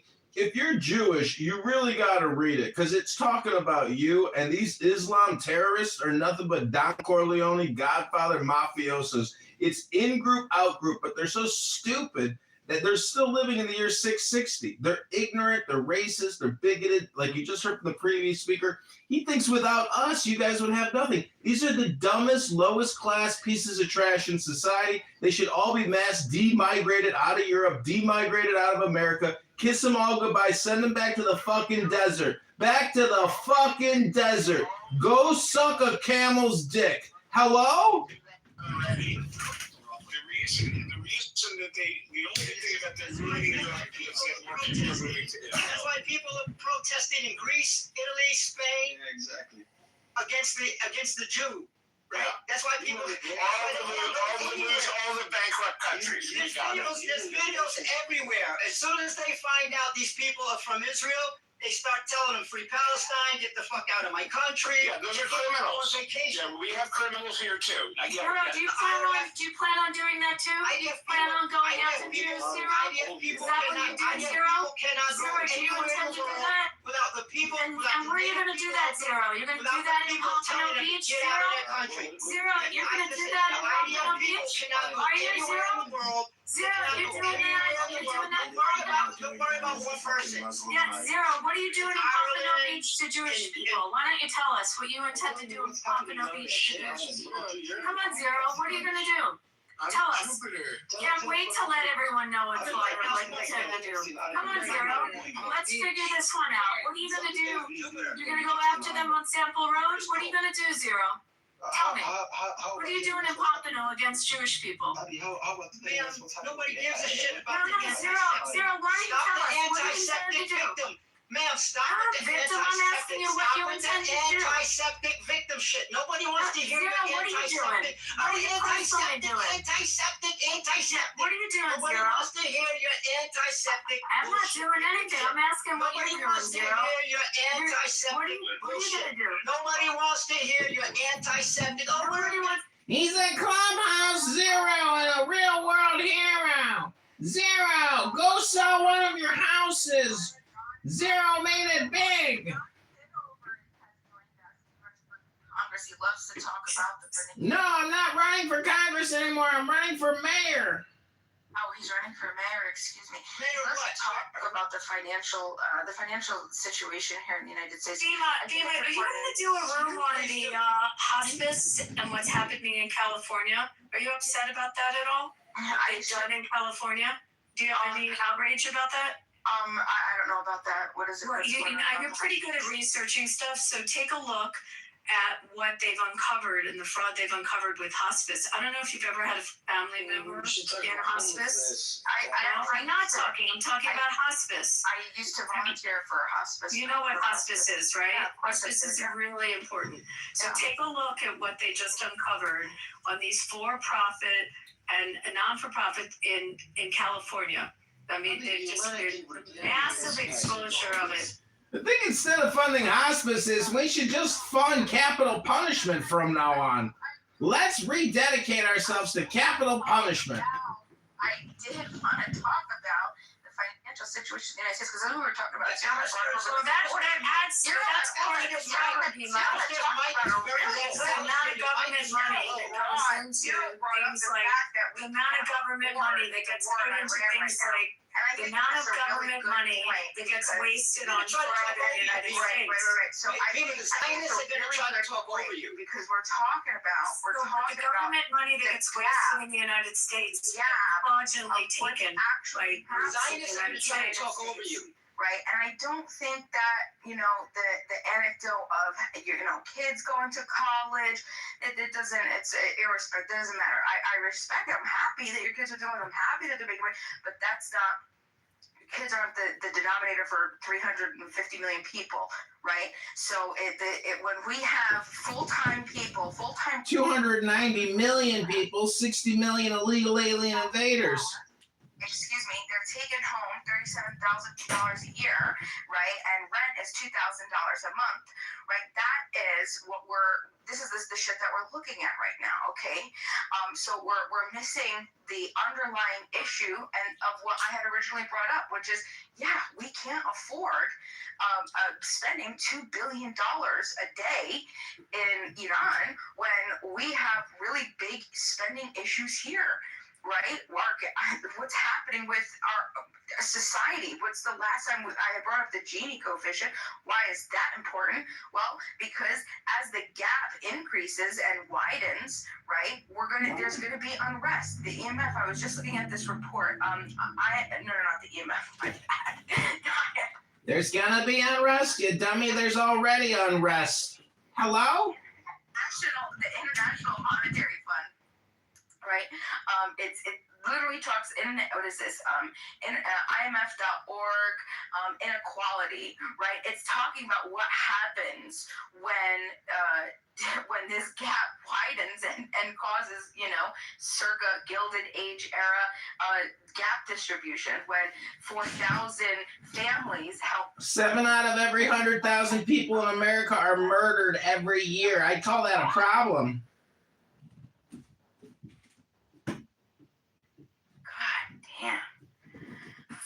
Did you hear that gullet? That fatty little voice? God damn! 7 out of every 100,000 every month, every year get murdered? God damn! You have to be an asshole to green bean. I know, and I hate over-modding people, Zero. I really, really do. It's like, I really, really hate it. That's why I mod other people, because I like them to do it, because I hate being that person. I want to believe that maybe, just maybe, 5, 10, 20 chances people are gonna come around. Oh wow, I'm an adult. Wow, I don't have to overtalk somebody when somebody else is talking. Wow, we can have a civil discussion, one at a time, right? I always have that hope for humanity. Unfortunately, that's not happening well here tonight. So anyway, I did reach my peak. So when last time this happened, when you have 4,000 families holding as much wealth as another 11.5 million families, all right, and they're living this particular lifestyle, when you have 10% of Americans holding 93% of all stocks in the United States, and this is going to be a working class type outrage, and it's just going to get violent, as we're seeing, right? Violence is going to happen if we don't balance our damn budget. This is what we have to do. This is the most important thing. I truly believe this. Bill, you talked about it the other day, and I think that right now, if anybody's voting, everybody should be making sure that they are making certain that they're voting for somebody who's going to balance the damn budget, right? Because we can't. People think we could just keep spending. It doesn't look like It doesn't look like we could keep spending, right? Our Gini coefficient is as it was. This is in 2019. Who knows what it is now? Okay, that was the same as the Gilded Age. I'm telling you, we're going to see more. People are just going to start thinking like this Kareem guy.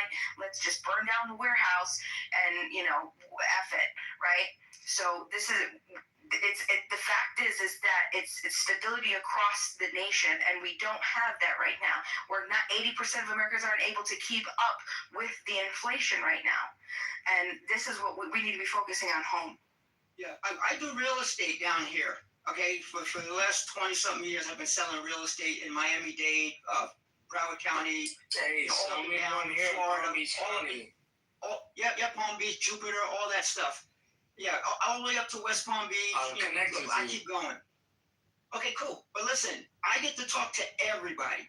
The rich to the rich, the poor to the poor. Okay, and I remember before COVID, I used to help young people under 40 buy a house. Say about 2018, 2019, the interest rate on the loan was like 3.5%. You could put like $10,000 down, get a house, blah, blah, blah. That was fine. Today, forget it. The young kids today, all they're doing now is pulling up with themselves like 2 or 3 friends, and they're renting, 2-bedroom apartments for like $2,500 because they cannot buy a house like they were able to just 5 or 6 years ago. It's just not happening. So I understand exactly what you're saying. I talked to all these people, and even the rich are like, I got to sell my house. I got to drop the price, 100,000, 200,000, because nobody's buying. That's what's happening right now. The reality on the ground in Florida. Here's South Florida, yeah, zero. You're completely right. Stop the usury cycle money. It's fake money. These people, these rabbis are printing, give it to you as a money. It has to be dismantled. Back again to the real money. What you earn is what you own. Okay, and people should be liberated and freed from this kosher or sorry, I could say like a usury demonic Baal system. And I What's think usury? What's usury? Where Why the don't you define Gomorrah it? offers What's total usury? peace to obliterate offenders and hunt them down. Define it. It's not only a war against Define the term. America, Define the term. between America and Iran. It's actually a war between humanity and a rabbinical usury system. What's usury? Define the term. Define it. Well, United States printing fake dollar, okay, and doing this cycle, we have to siphon it down. We have to bring the people to real money. I don't want to have a disparity. Define usury. Tell me how usury works. What states have usury laws in the United States? All humanity thrives and lives. Can you define the term? Okay, America would be much more better without this usury rabbinical system. So tell me how you use. Tell me define usury, Yahweh. You're talking about a term. What's the term mean? Bima, could you ask him to define it? Right now, the interest rate on a loan is 6.9% for a house. What's usury? Can you I want define to hear. the term? I want to hear more about that, Zero. Hold on. Yahweh, could you finish and then Zero? I'd like to hear what you had. So I think this is an opportunity for people who are seeking human liberty to dismantle the petrodollar scam, where people, even the Federal Reserve should be dismantled, and Americans should live under the sun without being captured by any banking system. And this thing should really start. This is the liberation of humanity. We did not have a federal system. We did not even have 100 years ago. We didn't even have. Hold on. Let's talk about this. I'd like to talk about this for a second. Yahweh, could you finish what you were saying? Yeah, the thing is that after the Bretton Woods issues and the United States imposing the dollar, all talks goes back to Britain. And we've got here some kind of this therapy for a reason. Dude, what word did you just call me? What did you just say? What did you just say? Yahweh, what word did you just say? Kike. Proud to say freedom of speech. Kima, you think that's a good thing to say? No, I don't. Thank you. But can we please be respectful? No, it's okay. It's okay. Pepe just in this And room Pepe, yeah, it was. threatened. He was threatening I my wasn't in the family room, but I that just I'm heard gonna it. try I just heard it, to Bima. throw some missile on your family, And I apologize about that, Indra. I apologize. Put it into your ass. It's freedom of speech. It's not freedom of speech. It has nothing to do with that. It's rude and it's obnoxious. And it's in. Into your kike ass and shut up. You know what? You don't speak to people that way. Abby should have been here sooner. That guy Abby was calling her. So basically, the issue is not only calling Pepe, he was threatening me. He was threatening me and my family that he gonna throw a bomb on my family. Whatever you say sounds ignorant now. Let's just start over. Besides, you can't define the word usury. You don't even know what it is. It would be easy if we don't interrupt each other, and then we could just hold on, y'all. One second. Could we just reset? I don't want to have responsibility. I don't like using the green bean. Please don't. I hate it. I really hate it. I want us to just act like adults and have good conversation. If we could just be respectful, let's have a reset, okay? Fresh reset. Whoever now initiates aggression, you're the problem. So if you're going to speak disrespectful, we're going to point you out. And if you're going to cut somebody off, we're going to point you out. So let somebody finish what they're saying. They won't get irritated, and then we could respond without cutting people off. Remember, there's a fresh reset right now, okay? Go ahead, Yahweh. Please finish what you're saying. First of all, this is the opportunity and a chance for the world to realize that the petrodollar should be siphoned down, and that's actually making America printing paper money without even being backed up by anything. Well, you know I have no respect for your shit room and your moderating skills. So people are enslaved Bima because of this is a clown. cycle. That should be dismantled, and the Iranians are doing a good job for that. I really praise them. I'm not Iranian, but I praise that what they are doing is not for themselves, but for all humanity to be liberated from this shackle. The thing is also we should go back to the central bank's idea, which is basically you've got a central bank, whether it's a Federal Reserve or Bank of England, whatever, they are printing money and they are making people impoverished. Okay, that's why poverty here is not because you're not working, it's because you have less money. And whatever you're gonna do, the central bank is gonna print you the money and control the supply of money and put inflation and control the inflation. What we got to do, free the people from the central banks, let the people control their wealth, they control the money, and there will be no poverty in that. That's the only thing. And there will be no even wars. I'm telling you, there will be no war because all the war is because of that. So I'd like to, so that's interesting. Thank you. I'd like to talk about that. Can we really, anybody that's listening to this that has a good idea that could maybe give us an idea, let's entertain this as a concept, as a possibility. If the petrodollar was to be null and void, if the USD, the US dollar, becomes no longer, right? We won't say no longer at all. We'll just say it doesn't become the world's reserve currency. Okay, what would happen to the rest of the world?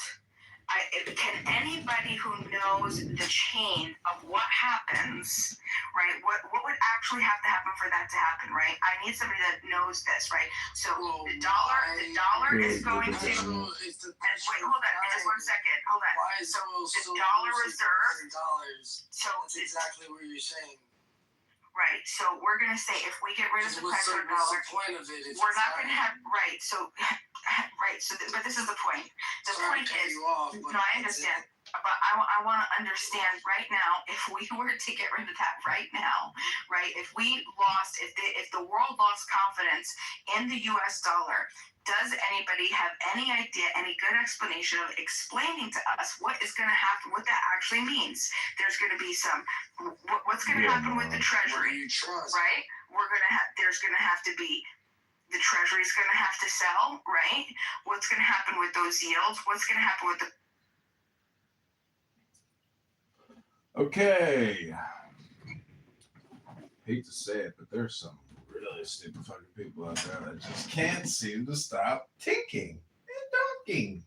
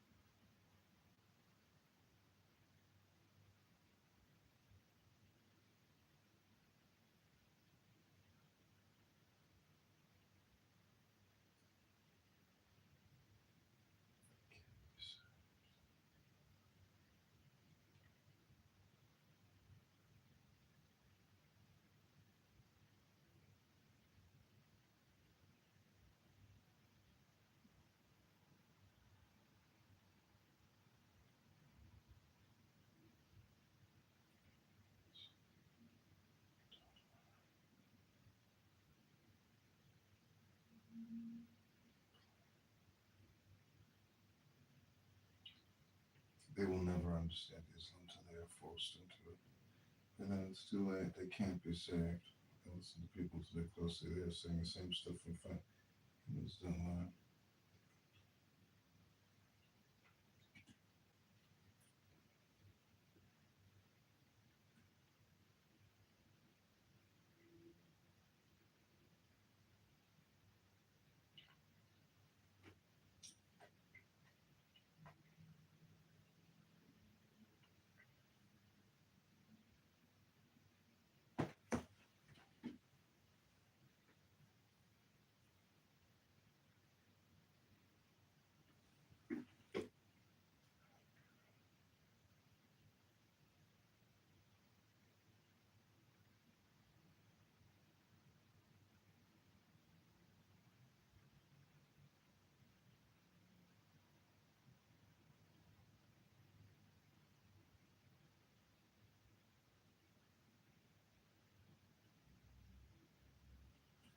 I hope you read the Medina Charter. It fully explains Muhammad law and its application towards Jews and unbelievers. It's such a scam.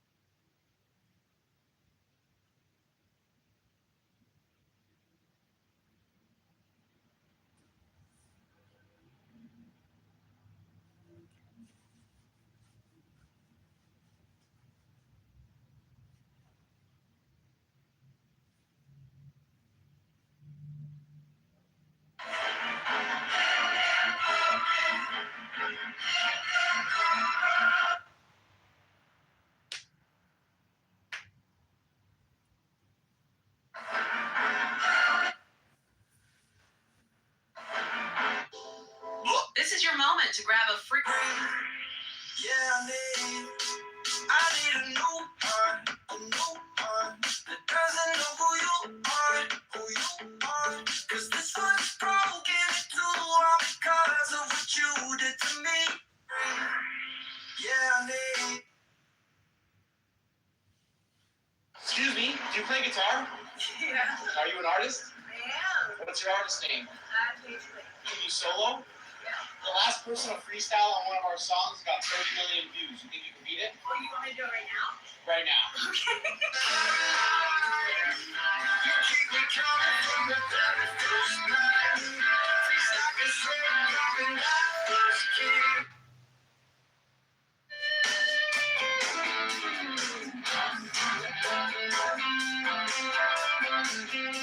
I need a new heart that doesn't know who you are. 'Cause this one's black and it's blue and Check this out. Excuse me, can you rap? No, but I can sing. No way, are you an artist? I need a new.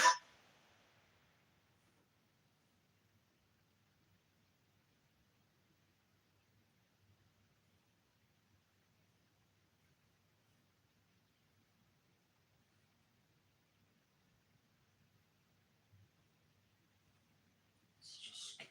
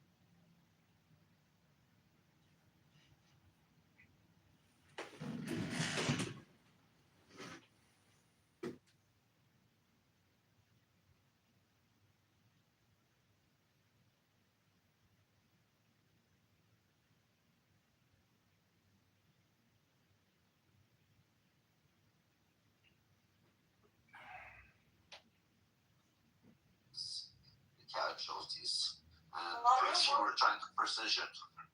I'll tell you something. Most of the infrastructure inside of Iran, it belongs to the era of the Shah. They didn't put the brick on top of the brick during the past 47 years. Yeah. Can you believe that they sunk the oil platform? How you can sunk the oil platform?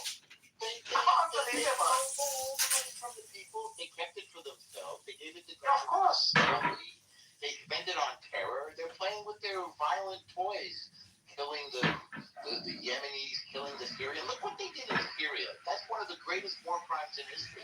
What did they do? 150,000 Sunni Arabs and Christians for what? They put that monster in power, Assad. And then look what they're doing with Hezbollah in Lebanon, killing all the Lebanese people. How dare they? And they're not giving up. No, they're going to give up soon. You know what happens next? Now, here's what happens next. Either they surrender, or we wait for a while, and then we finish the job that we started. Well, do you see all those aircraft carriers we have there? They're not there to fool around. That's more military power than you guys have ever seen in one place. We can't even tell you what's on those aircraft carriers. Never mind Israel. Israel's just a little brother. America's the big brother. Yeah. You don't want what happens next. What happens next? And one thing for the Americans is, guys, if you do want a peace in the Middle East, you need a stable Iran. That's a fact. The moment that Iran falls, all of the countries aside from Iran, they've fallen. Right? Between the 1979, we haven't had these things, these bullshit. And Iran falls, and you got to remember, in the next generation, something happens to Iran. It kind of brings down all of the countries in the region, and it's going to create a massive problem for generations. It's not just a 10 years thing. It's not a 50 years. It's hundreds of the years. And look at the money has gone wasted on these bombs and this and that and protection. How prosperous the people could be in the region. The Israel. Think about it. The amount of the money that goes to the Iron Dome, it could be going to the Israelis and the country to be in a better position, or the Americans, or the UAE, or the Saudis, or even the Libyans and the others. Iran fall, and then what's happened? All the other fall, like a domino. So we got to be very, very careful about Iran, and it is a gem there. We got to protect. The way that protecting Israel, we should protect Iran as well. That's a fact. There are millions of Iranians, even outside of Iran, that want to return back to their home country and help rebuild, work there, live there, and make this country into a genuine, great, prosperous country. But you won't let us. Do something. They will even take it down with them to rumbles before they give up. Yeah. Okay, fine. That's cool. As long as you do something positive for him, I'm totally with you guys. But I think the plans. There's always a but.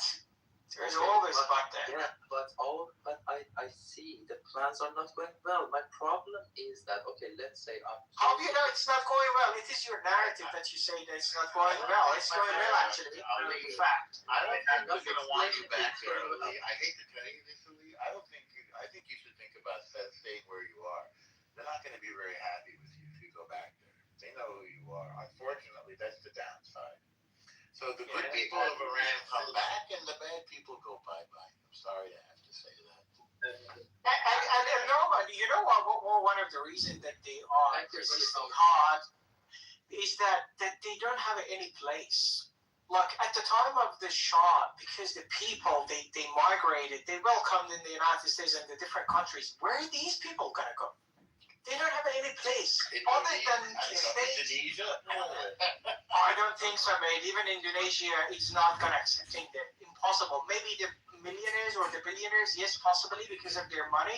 But what about the rest? They don't have any other solution. Armin, I never thought of that. You're absolutely right. Dude. They got a situation on their hands. As long as my brain works and I do beneficial things, I can go anywhere I want in this world, okay? Because I can do any good job. Wait, when you say beneficial, do you think that the Shah is something for your life, okay? Yeah. Just explain things. Do you think the Ayatollah did anything good for Iran? No, I don't think so. Okay. So then, what is your idea of what's good? Yeah, that's what I've asked, and he couldn't answer. He said they protest in the street for the next 40, 50 years and then get killed in the streets. And that's his solution. I like that idea. Okay. My question is that if Europe is so badly defenseless, especially during It's not defenseless. It's not defenseless.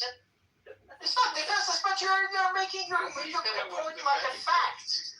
Yeah, nobody said it's defenseless. It's your narrative. Nobody said it's defenseless. Don't make up a story. I didn't say that. Dude, okay, they can defend themselves, but they are so weak right now, okay? I didn't say that either. You need to study more English, man. I didn't say any of that. I said that they don't have armies and they don't have a strong military. That's what I said. And they need the United States to help defend them against Russia. Do you remember that now? Yeah, I remember. Okay. If they don't have a strong army and they need the United States to help them defend against Russia, why we see, please stop, why we see a criminal European countries coming out of United States protection of that hasn't happened. There's what hasn't happened? When? Ali, we have 100,000 American troops in Europe since the end of World War II. Did you not know that? Do you know did you know we have nuclear weapons in Europe? Yeah, okay. Okay, do you know how many army bases we have in Europe? So I don't know where you got the idea that they're no longer under the U.S. protection. So Eduardo, I just want to know thing. Could you answer me as a Native American? Okay, just answer me. Yes. I don't know. So wait. So you keep asking questions, but you're not listening to the answers, are you? No, I'm listening. Okay. You So changing the facts. Is Europe under our protection or not? Yeah, they are under your protection. Okay. Okay, great. Okay, now what's your next question? No, I have just questions. You know things. You're expert. Just answer me. Okay. So I'll ask you one, and then you ask me one. I'll ask you one. You get one more, and then you're going to answer my question. You agree? Yeah, sure. Okay. So you agree, and you're going to tell the truth this time, right? You're not going to lie this time. Okay. Excellent. There we go. So what's the problem with Canada having alliance with America that they told that the days that we are sending every 70 cents of $1 to America, it's finished. They said it's finished. What's the problem? What's the matter? Has it finished? Wait, hang on a second. I don't understand this question. You have a question for Canada now. I'll tell you, the Prime Minister is Mark Carney. You should send them an email. Right now, we just want their hockey players. That's really all we're interested in. I hear they're very good. So truthfully, right now we're in the playoffs, and we're just interested in their hockey players, not their syrup, not their dollars, just the hockey players. And it doesn't mean that the Canadian are against the American. And it is a part of Canada. It doesn't mean I that. don't want to say they're against. I want to say what changed that they say things like this? What changed? Just Even Harper is not the prime minister. That's what changed. They're a very fair point. What changed is Stephen Harper is not their prime minister anymore. That's what changed. And it doesn't mean necessarily they should say yes to. No.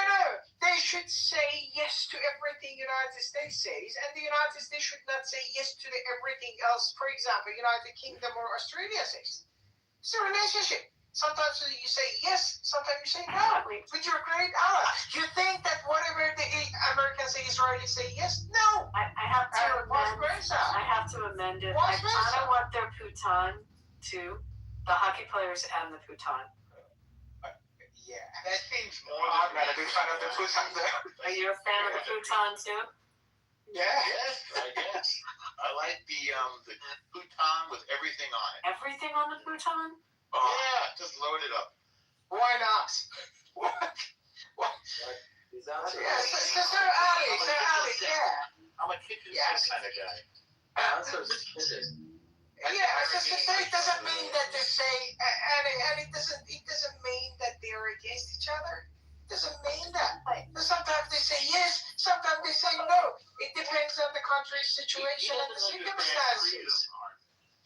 Armin, but we did kick their ass in the, we did win the gold medal from them. I mean, we just have to acknowledge that. And they haven't won a Stanley Cup in how long, Canada? Sorry, Rafi, but you know what? It's the way it's. Don't be it. And they apparently cheated curling, which is very They do cheat at curling, right? Yeah, I think they play against themselves. It's fine. Yeah, so now it is Aloma. It is your time for your question. And they booed the Star Spangled Banner, which is a whole issue for Americans. That's not nice. That was really horrible. So what do you think the United States should be doing with regard to your beautiful country that wants to be free from the Islamic jihadist revolutionary genocide corps? You agree that the IRGC is genocidal, don't you? Yeah, okay. Is that a yes? You do agree? Yeah. I agree. Okay. Okay, we should stop them from committing genocide, shouldn't we? Okay. United States. What? Okay. Till now, United States have done very well, but we don't want no more casualties inside Iran because every Iranian life is precious for us. Okay. Okay. You guys are going to surrender, right? Precious for us. Be careful about it. Okay, great.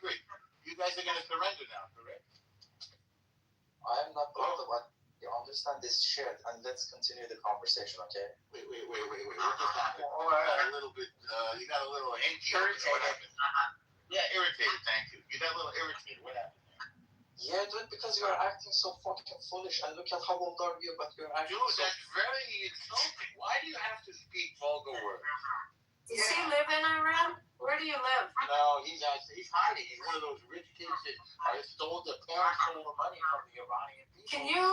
Said, get out of here and go spend money, Ibiza or something. But he's Persian, yeah. Can you tell me? I really hope when the war is over, we can start to buy Persian rugs again. I've been really hoping for that. Do you think you could get us a line on rug? Yeah. I'm a little bit back about this question, okay? I have another one for you. I understand you have flying carpets over there. Can you get me one of those? I've always wanted. Rafi, maybe that would help. Maybe. I'm just thinking, are they the funny part is I'm literally sitting here thinking, are they a little gas propeller ones or they're electric? Are you going 26 with this shit?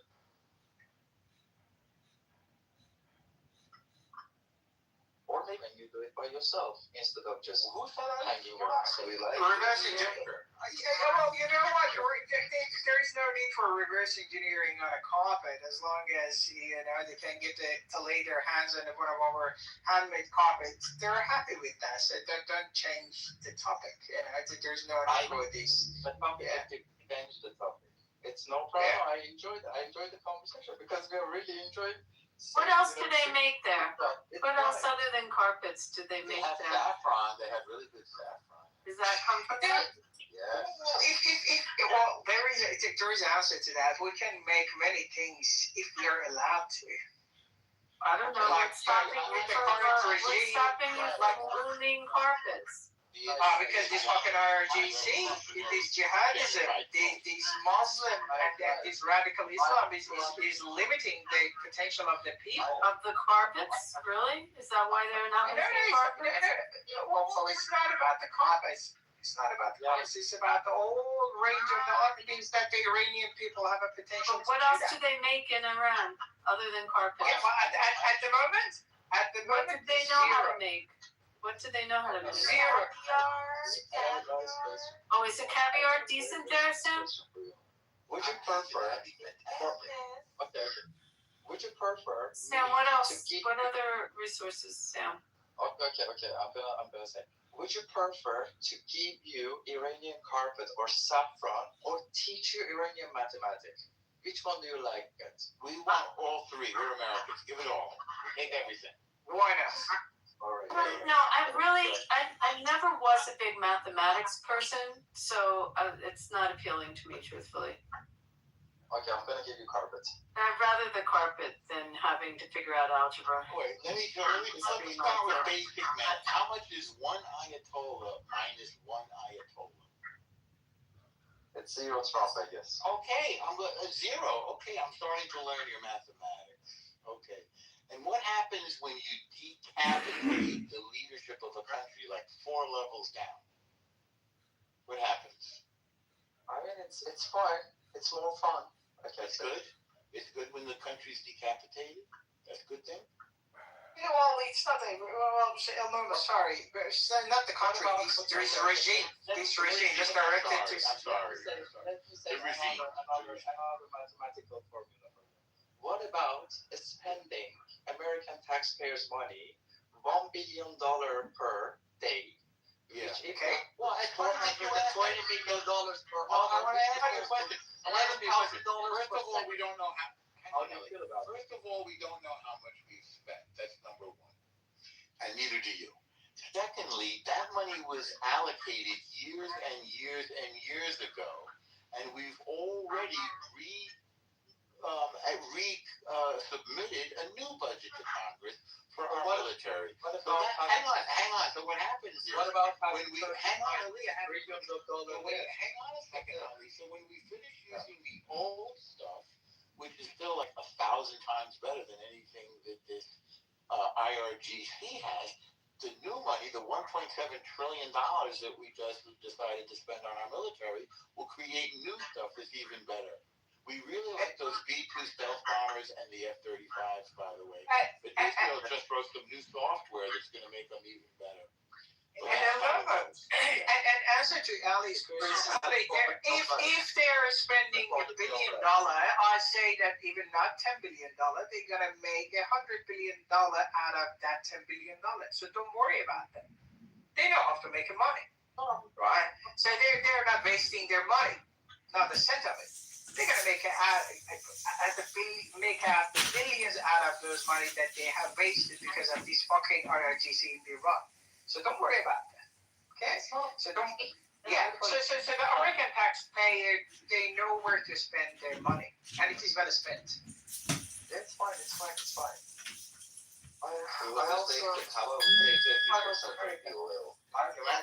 matter what we say, he goes, it's fine.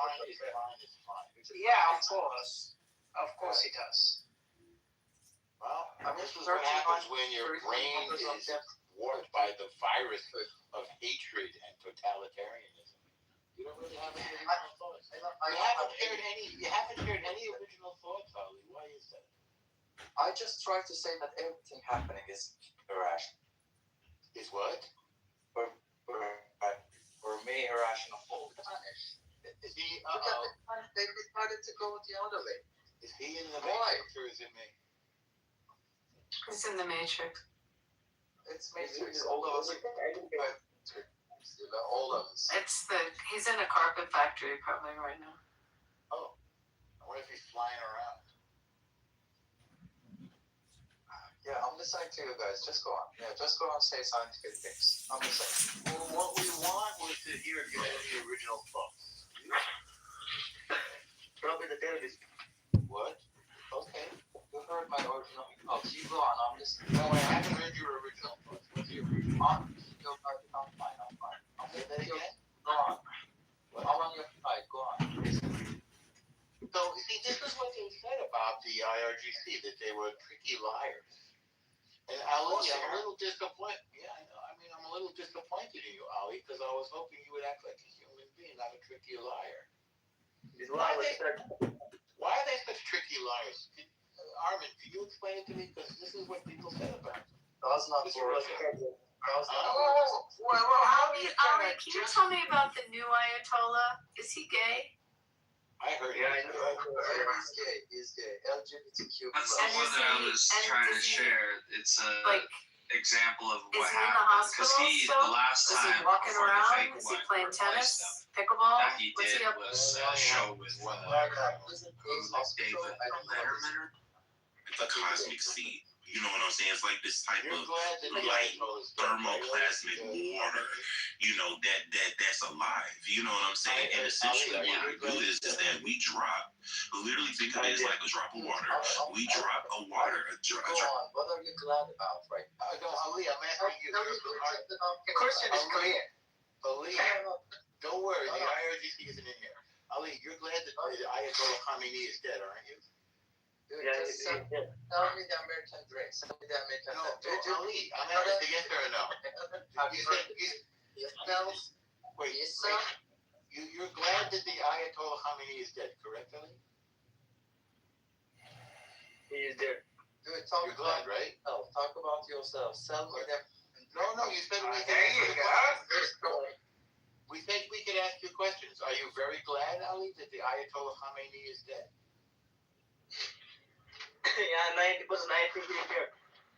That's not Ali. Ali, you got very quiet. What happened? You were very talkative a minute ago. Are you worried that somebody will hear you say that? You need to be careful down here. You heard about this YouTube shit. Listen to. Come on. So I answered the question. I understand. You answered the question. You're very glad that the Ayatollah Khamenei is dead, correct? Ali? So if you're silent, we will take that as a yes. And if you stay in the room, we're going to take that as a yes. Just for the record. Just in case anybody is listening. I'm sure nobody is. Yeah, she says no, he's not. He's a sympathizer. For sure, and that's fine. You see, nobody. That's fine. He can be the IRGC. He can be IRGC as long as he admits that, right? But he's lying. He said, no, I'm not. But you know what? This is because of that. This is because of that. You are, mate. That's fine. I'd be brave enough. You know, the Americans, what they say, the freedom of speech. You have a right to express yourself. Which is completely in contradiction with what we have experienced with the IRGC back in Iran. Well, be brave enough. That is fine. You know, you can have that idea. That's fine. You know, but you need to tell that. You tell it. Man, no, you just sing it. Yeah, I've been brave enough, and I talked to guys. I respectfully disagree with you. Okay, go on. Yeah, of course. What happens next? Go for your academic person. Illuminate. What did you say? Just say about everything, about the plans, whatever going. Your phone is dying. Okay. Thank you for celebrating the death of the Ayatollah Khamenei with us in this room. I'm sure your parents will be very proud of you. Am I right?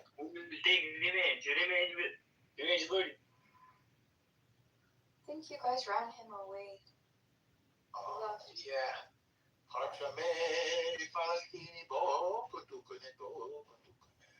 Oh, do you know Farsi? A little bit. You know Farsi. Nice. Enough to burn you. Enough to burn you. No, I'm not burning. I'm burning right now. Yeah. So anyway, guys, so there is no point to talk to these people. They're gonna say the same thing and asking the questions and around and around and around and around. You know, we in Persian, probably in English, you do have the same words that you say that you can wake up someone. Someone is asleep, but you cannot wake up someone that pretends sleeping. He's one of them. So you can never. Very clever. You know. That's a good one. So it's not going to happen. Do not waste your time, and thank you very much for all of you guys, or with all of the intention. You're supporting us, you're helping us. It doesn't matter, it's because your interest aligns with us or not. But we know for a fact that the safe and prosperous Iran would benefit all the world, specifically Americans, Israelis, and all of the countries in the region. 100%, Armin. Very well said. Very well. Palm companies from England, at the moment they are on top companies in the world. The capitalism created the giant company in US that they provide job, productivity, innovation, everything that you can imagine is in US. Created. No, and it's not in innovated. the US. It was invented. It was invented in the US. But listen, let me explain why it is that we're getting everything from China today. Okay, why we're getting everything, our TVs, our everything. Good example. Because America, Nike shoes, Nike, everything. But dude, it was invented in America. It's not being produced in America. There's no reason why. And then you're forgetting Rolls Royce was produced in England. Rolls Royce was Consider that how much, what is the turnover of the money of that company? Like one of the biggest Turnover of, what are the turnover of their money? Are they as big as Apple? Are they as big as Tesla? Are they big as Apple? What do you mean? No, beautiful. And you can name it Rolex, for example. It's beautiful. Yeah, Rolex is beautiful, but you cannot compare the turnover of them with Apple. You cannot, man. The thing is that when you accept the Apple phone made. No, stop. No, let me get it. No. Dude, where is the Apple phone made? It doesn't matter where it is made. Where it is made. It does matter. It doesn't matter. It doesn't matter. It's an American company. Yes, it is. No, it is American company. Americans are not getting the job. No, the thing is that probably you are not looking for the job, man. They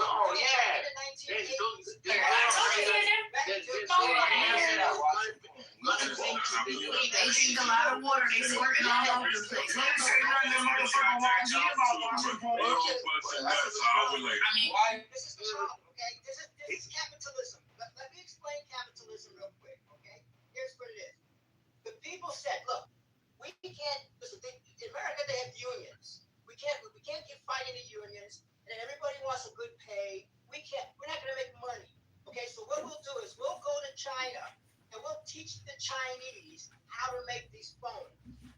Okay, they'll have people working on the production line at $1 an hour. Okay. So that way, then they'll bring. You finished. And we'll make all this money. You finished. No, okay, let him finish, because I want to hear the argument. This is capitalism. They don't give a fuck about Americans. Okay. Americans don't give a fuck about Americans. All they want is money. So what they did was they take the Apple phone and they taught everybody. They give all the technology to China and they showed them how to do it. And then China just basically delivers the phones to us, and then they sell it to us at $900. Okay, I explained to you. In England, I don't understand how that's a problem, though. No, Bima. The thing is that in England, zero. Give me a minute, okay? Bima, the problem is that in England, even they don't create such a thing. They don't have Apple. There is zero innovation. Innovation. Most of the companies in the United Kingdom are the so-called small and medium companies. These small to medium corporations are suffering. It's me, but you seem to be. What do you mean? You guys have beautiful headquarters. So we got to say, in the UK, I say you got capitalism. Beautiful. Capitalism, beautiful. Yeah, just like the Nubian ladies, just like the Israeli ladies. We're not talking about beauties here. Okay, allow me to speak. I know you want to stop. I know your kike wants me not to speak. Okay, excuse me, kike. So basically, I want you to stop whatever I have in the mic. This guy is stopping me from talking. I don't think so. Anyway, the things about capitalism, I'm going to As call long it as it's scam and incompatible with a world that separates church and state. Muhammad was a scam artist, fraud, and a mafia lord. Corporation hands to take the market and destroying Blood small, money. medium companies. This is called a takeover. That's how capitalism works. That is what we're seeing right now. Exactly. We're seeing right now. Yeah, that's why the economies of countries. I'm confused. Let's stay confused, but let me finish. Stay confused. And Be quiet. baseline. Let me finish. Okay, yeah. So when we got capitalism giving no chance for a small medium company to thrive, which is actually the 60% of the blood US money that economy. Palestinians receive is derived from $100 specifically. Let them finish. Yeah. No. I'm gonna As long as it's, yeah, make it edible. Yeah, could we do one at a time because we all want to speak and I want to hear baseline speak too. The blood money that Palestinians receive is derived from Muhammad laws instituted Thrives anything on taking unbelievable. over. They're not innovative. They don't create. They take over the market, and the market is becoming the control of those few multinational conglomerates. Why is this a problem? That means you're going to have a monopoly on the market, and then you're going to have multinational conglomerates say, "Look, we're going to look for cost." So they're going to shift their labors and outsource them to countries like India, like China. And that's why you got a lot of homeless people, impoverished people who used to have their own business. So this is why America is becoming a working class, homeless nation. That's why you got people losing their jobs because they want. The main focus is to work for a multinational conglomerate. They used to have their own business, but because they can't compete because of this capitalist system, they actually gives priority to multinational conglomerates. I completely agree. And then they go into things of like politically like grifting. Once they become like financially homeless, they try to like grift into like politics. And they try to decide one side or the other. And then like now you're seeing in America, now you're seeing like this new term coming to fruition, like politically homeless. They're not Democrats. They're not right or left. They're like politically homeless because they're just grifting. So I don't see the problem. You mean drift. Like with a D, not with a G. You're not grifting. I mean both. You don't grift. So I gotta say this. I think we're confusing capitalism with the other aspects of what the United States is. The United States is a mixed economy, which means it has socialist aspects as well as capitalist aspects, right? And so capitalism, the free market. There's three things that rule the American. No, but that's the thing. Like we're. So hold on. Let me just hold on. I want everybody to speak, but let me just end real quick. You feel me? Like you come here from Cuba, and it's like it's not capitalism, but it's like, damn, we're trying to escape communism, and like Cubans are the biggest in Florida. Not trying to take the stage, but I'm like, when you say that, I'm like, that's what America is. Like, that's the beauty of it. Come here, escape, create. I don't see much beauty. So as I was saying, I see beauty in the so fact as I that was saying, we're all from Europe, so the Latin America, fucking Southeast Asia. come on, bro. All right, dale. No mame, güey. All right, paisano. You know I'm right. So my argument is that what we're identifying is not like having big corporations chase it. No, that's the system. That is the social. That's the government-backed favoritism. That is what the government uses, using subsidies, using regulations, using tax favors, bailouts, political lobbying. You have the licensing barriers, and most importantly, which I'm very outspoken about this, is the patent system, right? Yep. You have a patent system, which literally the entire intent of the patent system is to stop competition. It's to. Oh my God! I'm so glad you brought that up. So. Thank you so much.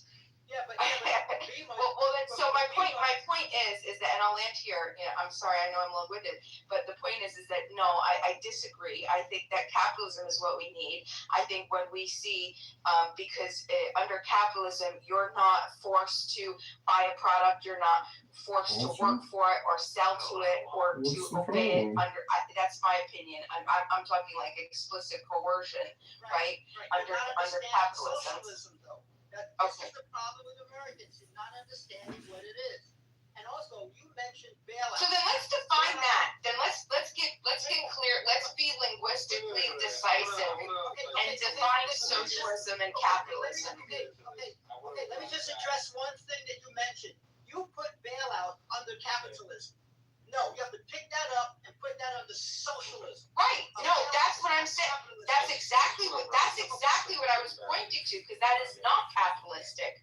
That's the bad thing that I'm talking about. That's the socialist aspect. The subsidies, the regulations, the bailouts, all of that is the socialist aspect, not capitalism. So when I was specifically talking about computations. I mean this in the nicest way, but you have it flipped. Okay, that's not socialistic. Okay, that's well, capitalistic. Okay, flipped. All right, we're gonna have to define that. Then before we go forward, let's define explicitly both socialism and capitalism. Who would like to give us their definition of socialism? Yeah, sure. When I'm given time, I would love to do that. Okay, I would love baseline. It is all you, but also you have to manage it. Okay, go ahead. Can you hear me? Yeah. Did you hear me? Burger, yeah, 1 9. I can hear. Okay. So, like, the definition of socialism, it's an economic and political system based on public and collective ownership of the means of production, and I can see that being triggered, or like the bourgeoisie, like we must seize the means of production. I get that, I understand that, but it's the distribution of goods. It advocates for reducing wealth inequality. It's all about reducing inequality through shared control, often being like you have government intervention, whether it be like taxing the rich, things like that, to provide services for healthcare and education. I mean, we look at every other country on the planet Earth. Why are 3/4 of our, you work a job, correct? Like, why are 3/4 of our job and our taxes going to the military industrial complex? When He's not going to get that man today. On like affordable healthcare, free education, or roads being paved, or affordable like buses bringing your children to school, things like that. And that like the news and the media teaches you that these things are like inachievable, but in reality, like every other fucking country on the planet Earth, that's all real.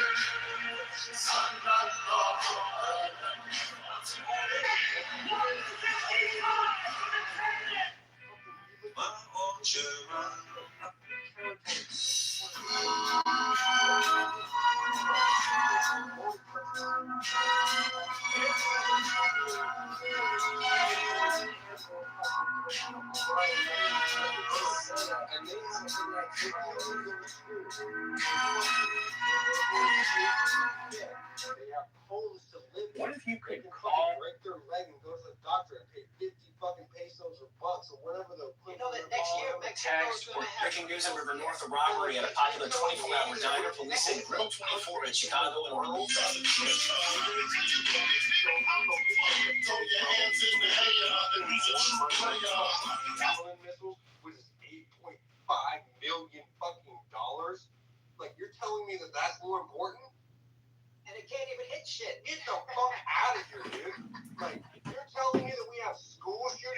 happening every 3 fucking days. We have so many rapes and murders, and we haven't even touched the fucking Epstein files, but yet we're giving millions and millions and billions of fucking dollars to Israel.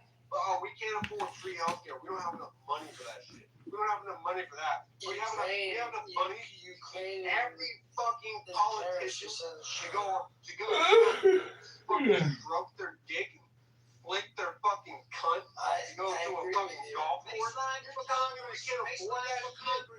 Get the fuck up out of here, bro. Burn the motherfucker down, bro. Speaking like someone who won like president at your college. Drag him the fuck out.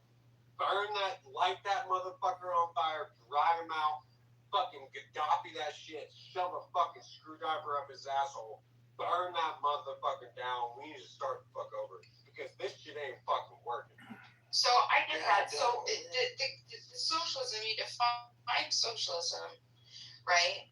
But I'm still confused as to why you think that the regulations. Oh, no. Yeah. I'll give you a simple explanation. Socialism. You see, it's three things. It's simple. I think it's fog and you have technology. No, hear me out. You have technology. You have shut the fuck up for a second. You have technology and market placement government. You have a technology that increasingly replaces the warmth of human contact with the efficiency of coal machines. You have a marketplace that convinces you that your only importance is the machines that you affect. And you have a government by its bigness convinces you that you are too small to affect change. But just like all those three things, the very platform, the very fucking platform, the sturdiness of the fucking platform that all these things stand upon can be humanly changed and can be humanly conceived. The very next step that you need to take are the steps that should lead you to your human, social, physical, and sociological fucking liberation. Or do you just take a crap? What do you mean crap? Craps, the game. Yes, you understand craps? Just let me search about it. Maybe I know You it. should search it. It's the gas line and the go line. You can have a hard six. I don't know what Cash Patel does. He says that he's not drinking a lot of salt. And yeah, one beer at a hockey game. Do you know how to play chess, bro? I've had a couple of beers at a hockey game. I don't play chess. I play blackjack. Boy, you don't have enough. So I was having because I'm all through my neck and back. We got to look at my MRI before I had the injections, after the injections, and I no longer had a bulging disc. Within 1 month, I had no symptoms. I had full range of motion back. I bet you Pain. So I had 7 bulging discs all through my neck and back. Do you know how to pass boardwalk in Park Place? Do you know how to do that? Do you know how to build hotels on the North Carolina?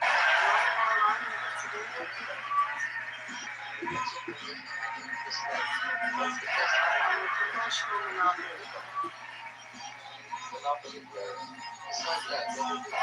Professional monopoly player. I play hockey. I'm a hockey player. You're a hockey player. Do you also Yes, play I'm a hockey tennis? player. I play hockey. Do you also play tennis? I can teach you many things, Abby, if you come here. I can teach you many things. And Nova, just in case you're because there's. The clinical designs more than But I'll tell you what, Ali, you're not a Zionist. come to the Emirates and lose all your money. We'll post it. What's the money called in Iran? What's the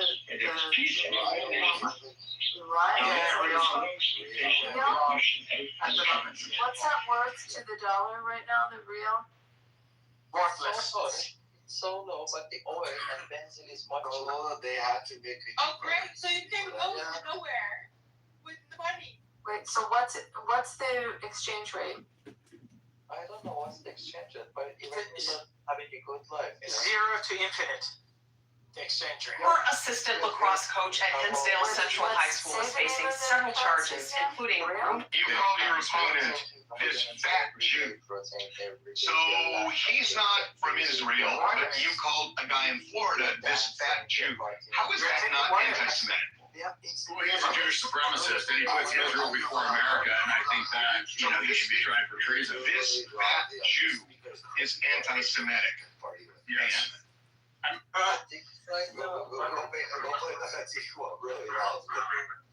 What is the fetico right now? I'm playing lovely. How can I play with you?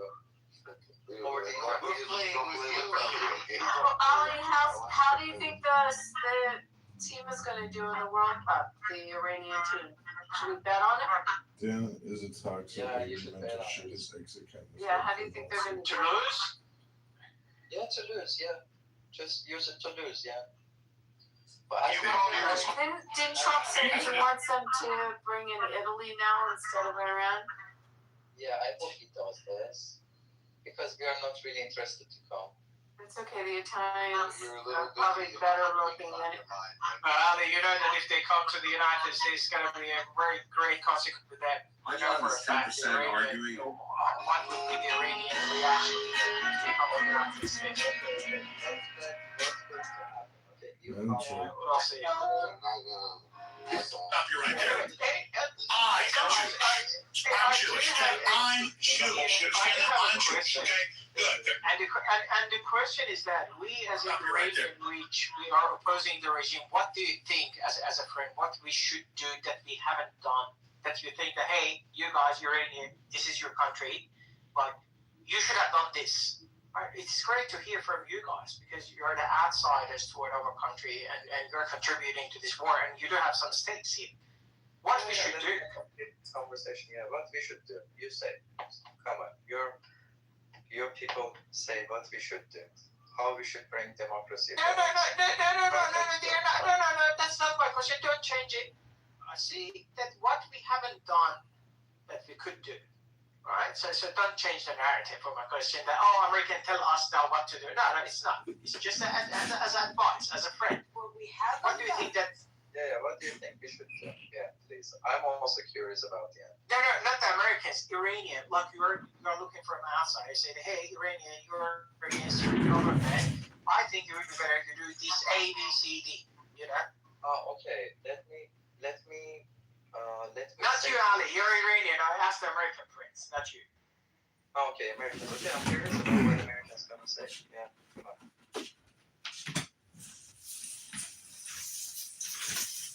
Belmondo, maybe you.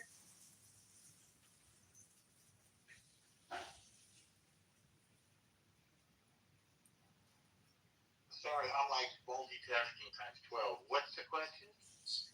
So the question is that because you know that we Iranian, we are opposing the regime, we are against the regime, right? We've done many things that, and you're from the outside perspective, like because you're American, obviously. And what do you think that we can do better? You know, it's always good to talk, like to help it out, because you are going to go through a bit of a challenge, and that challenge will be to take your freedom back. And Israel and the United States will help you, but we can't do it for you. And we don't want, and I'm terrified that even one single person over there should die. I don't want it to happen. But this is the time. We've reached this time in human history in which this bizarre alliance between Islam and communism, or whatever it is, and the left, then the left. It's got to end. And we have an unusual president, Donald Trump, who, unlike all the previous presidents, he realized that he is the man of destiny who has to bring this regime to an end. And thank God for him. And now you guys are going to be able to do your part. So get enough rest, and get enough food, and get yourself organized, because it's going to be your turn soon to take the country back. Sure, I agree with you, but let's say you're Iranian, right? What you would do as an Iranian in this situation? We're just brainstorming. Well, I don't know anything about what's going on over there. But if you ask yourself that question, you are one of the most brilliant and gifted peoples in human history. And I'm not kidding around about that. I'm completely serious. I know about this. I know about this for years and years. There's some Americans who have studied this, and we know what amazing culture you have, what amazing people, what talent, what art, what cinema. I'm not kidding around. What food. You have this magnificent culture, and now what you have to do is take your freedom. I don't know how you're going to do it because you know your country, you know your Better life. than anyone. Yes. Yeah. All we can do is support you because we're not arrogant like some people. Of course. And we just want to help you. It's in our interest, yes, as you said before, of course it's in our interest. Because you guys, the IRGC regime was growing close to our enemy, China. And part of this is we're showing our enemy. Absolutely. Yeah, we're showing them this is how we roll, baby. So you're going to think twice before you take over Taiwan and the Straits of Taiwan. Don't think of the Strait of Hormuz. Think of the Strait of Taiwan. It ain't going to happen because our military might is greater than that of China. And we have to keep it that way. And then, you know what? When China sees that, they're going to want to be partners with us. They're not going to want to fight us. And we're going to have a good relationship after that. Because the other way around. Because the other way around is going to be catastrophic for the world. It's going to be catastrophic because if for some reason, hopefully never happens, it's the war thing doesn't work the way that the American planned, then China would have the audacity to say that, hey, they couldn't get the Hormuz back. How are they going to get the Taiwan back, right? Yep. They're going to say that because China is not comparable to Iran. They are a massive power. That's the fact. We cannot ignore it. But it's going to be a massive disaster for the world order, in my opinion. Maybe I'm wrong. But you're right. And for the Iranian compatriots, what I can see that at this stage we can do is just to get more organized. Of course, we are united over there as a Pahlavi, and it doesn't mean that we are waiting for just Americans and the Israeli to do the job for us, as you say. It's that sometimes that we need to, if we cannot take the gun, educate ourselves, inform the other people how to, for example, how to do the first aid at the time of the uprising, because we know that for a fact they're going to come out and it's going to be casualties. At least you can minimize the casualties by learning the first aid and buying some of these tourniquets and this and that and put it at home for the day. You know, that's happening. It's one of the things that you can do. Very practical, make a lot of sense. So, and the second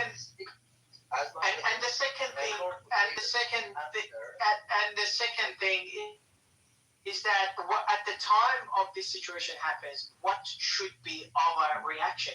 Should we open our doors? Should we disconnect our security cameras in our building because the IRGC later on going to come down and check all of this security footage? This could be learned and inform the people inside of Iran because we do have the satellite channels. Still, the people of Iran have access to them. This is the second thing that could be done. And the third thing is we need to have Stop. Okay, we got his idea. His idea aligns with my idea. Iranian people should do it. When we tell you to speak, you say something. And then when somebody else is speaking, you open your mouth. What's the problem? The guy is talking. Just listen. Take out your little stubby pencil and write down what he says. This is important stuff. From your idea. Sorry. I apologize for the arrogance and rudeness of my guests. It's all right. So we're not used to that. These are the things that we cannot just sit down as an Iranian. Yes, I know that some of us. It is not a sprint. It's a marathon. It's not going to be 1 day, 2 days, 2 months. We don't know. Hopefully, it finishes soon. But we need to have a plan for the future, which we have. The lesson learned. We need to know these things in advance. We need to organize. Yes, we don't have armed groups, unfortunately. Right? But we do have some of the things that we can do, which we haven't done it before, such as the education, such as we do have a lot of the entrepreneurs sitting down together, creating an app, and that we can't, if we don't have internet, at least through the network of the Bluetooth, which everybody has a cell phone at the moment in Iran, so they getting connected and stay connected together, right? And create a piece of a technology that we can, taking some SIM cards that works via satellites and during the emergency. So they cannot crack down on the people. these things, in my opinion, I'm not expert matter, just out of the blue comes to my mind, and I think that Iranian people can perform better in these areas. Maybe they are doing, I don't know about it, but just worth mentioning. You think you have such great ideas, man. I told you, you know what to do. You know better than me. You're much smarter. Thank you very much, Art. Thank you. Thank you.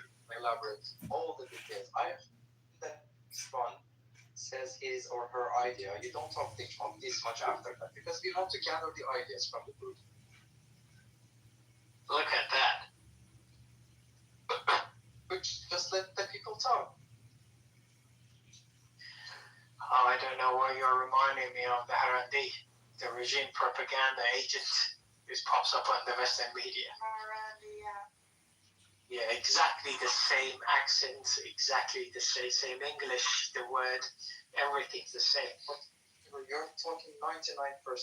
Okay, just let them talk. Come on. And Elnor's plan for Iran's liberation is exactly my plan. It should be done by the hand of Iranians. Okay, next. No, it's not. Elnorm has nothing in common with you, man. Nothing. Sorry to say that if you listen to the Iranian people should take their freedom back. the way that he's twisting Elnorm. He's twisting your words. Straighten me out, Ellie. What did I get wrong? Straighten me out, please. I want to learn from you. No, Elnorm, you have said all the right things. I agree with you, man. I think that Iranians should do it by themselves. I totally agree with you, man. Honestly. Thank you. No, that's why I didn't twist it. I got it right. But maybe in 10 years, he said. Well, I think Like it's going to later, be without maybe the war. 10 weeks. Maybe it'll be 10 weeks. I don't know. The way that Elnorm, the way that he's interpreting your word is that, hey, leave the Iran alone. We can fix it ourselves. Do not attack us. Do not bomb us. Americans should leave. The way that he's interpreting your word is this way. I know that. To the bone. Yeah, I know. It's not what Elnorm believes. No. Elnorm believes that the Americans should be there and they should bomb the shit out of you guys and the Iranian people. So create opportunity for the Iranian people to use this opportunity and take the control of their own country. That's very different from your narrative, Ali. If you keep talking, that's not the same. Yeah, it's not the same. I know you guys better than yourself. It's not going to work. Forward to next one. Ali, what is your position? Who is asking? My name's Ariana. Oh, Ariana, thank you for asking my position. Is this who I think it is, Ariana? Yeah, that's my. Oh. Hi again. Hello. Hey, what happened? Yeah, I came in the room. I seen you all, Abby, everyone else listening. They didn't know it was you. It's good to see you.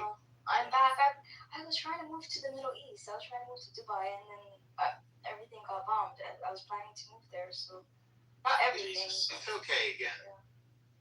I've been trying to move there, but anyways, yeah. Well, I'm trying to understand what's going on. Ariana, before stating my own opinion about the issue, I really recommend you to see Tehran, to see Tel Aviv, to see Lebanon. They are really beautiful, rich culture places. To see Istanbul, beautiful places. Enjoy Middle East. Yeah, and my opinion about the liberation of Iranians is that there's just one little problem. Once you visit Tehran, like right now, there's no guarantee that you can visit the other places after that. Yeah. I'm just saying, but it's a great idea. Great fucking idea. No, just make sure you're not in the IRGC places. Yeah, just after war, we are Iranian. We are so hospitable people. It's you keep trying to send people to Iran. It's very cute. Yeah, we have saffron, we have good music, we have everything. Enjoy Iran. We have really good food, full of proteins and vitamins. Yeah, if you let them come in. Yeah. Let them come in. I for sure let them come in. I can even send you videos that Americans also come to Iran before this war. But my opinion about... And keep them hostage in the prison and ask for money. Yeah. I'm not a didn't take hostages 444 Americans. I don't remember. I don't remember.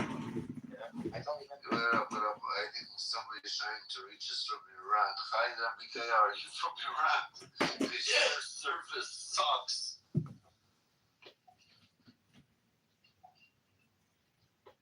Mikhail, you're with us? You keep on miking. You trying to send me Morse codes? Okay, I'm gonna wake you up. Sorry about that, guys. Keep on miking. Continue.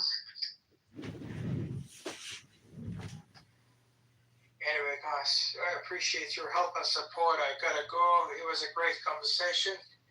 And God bless Iran and God bless America and our troops. Cheers.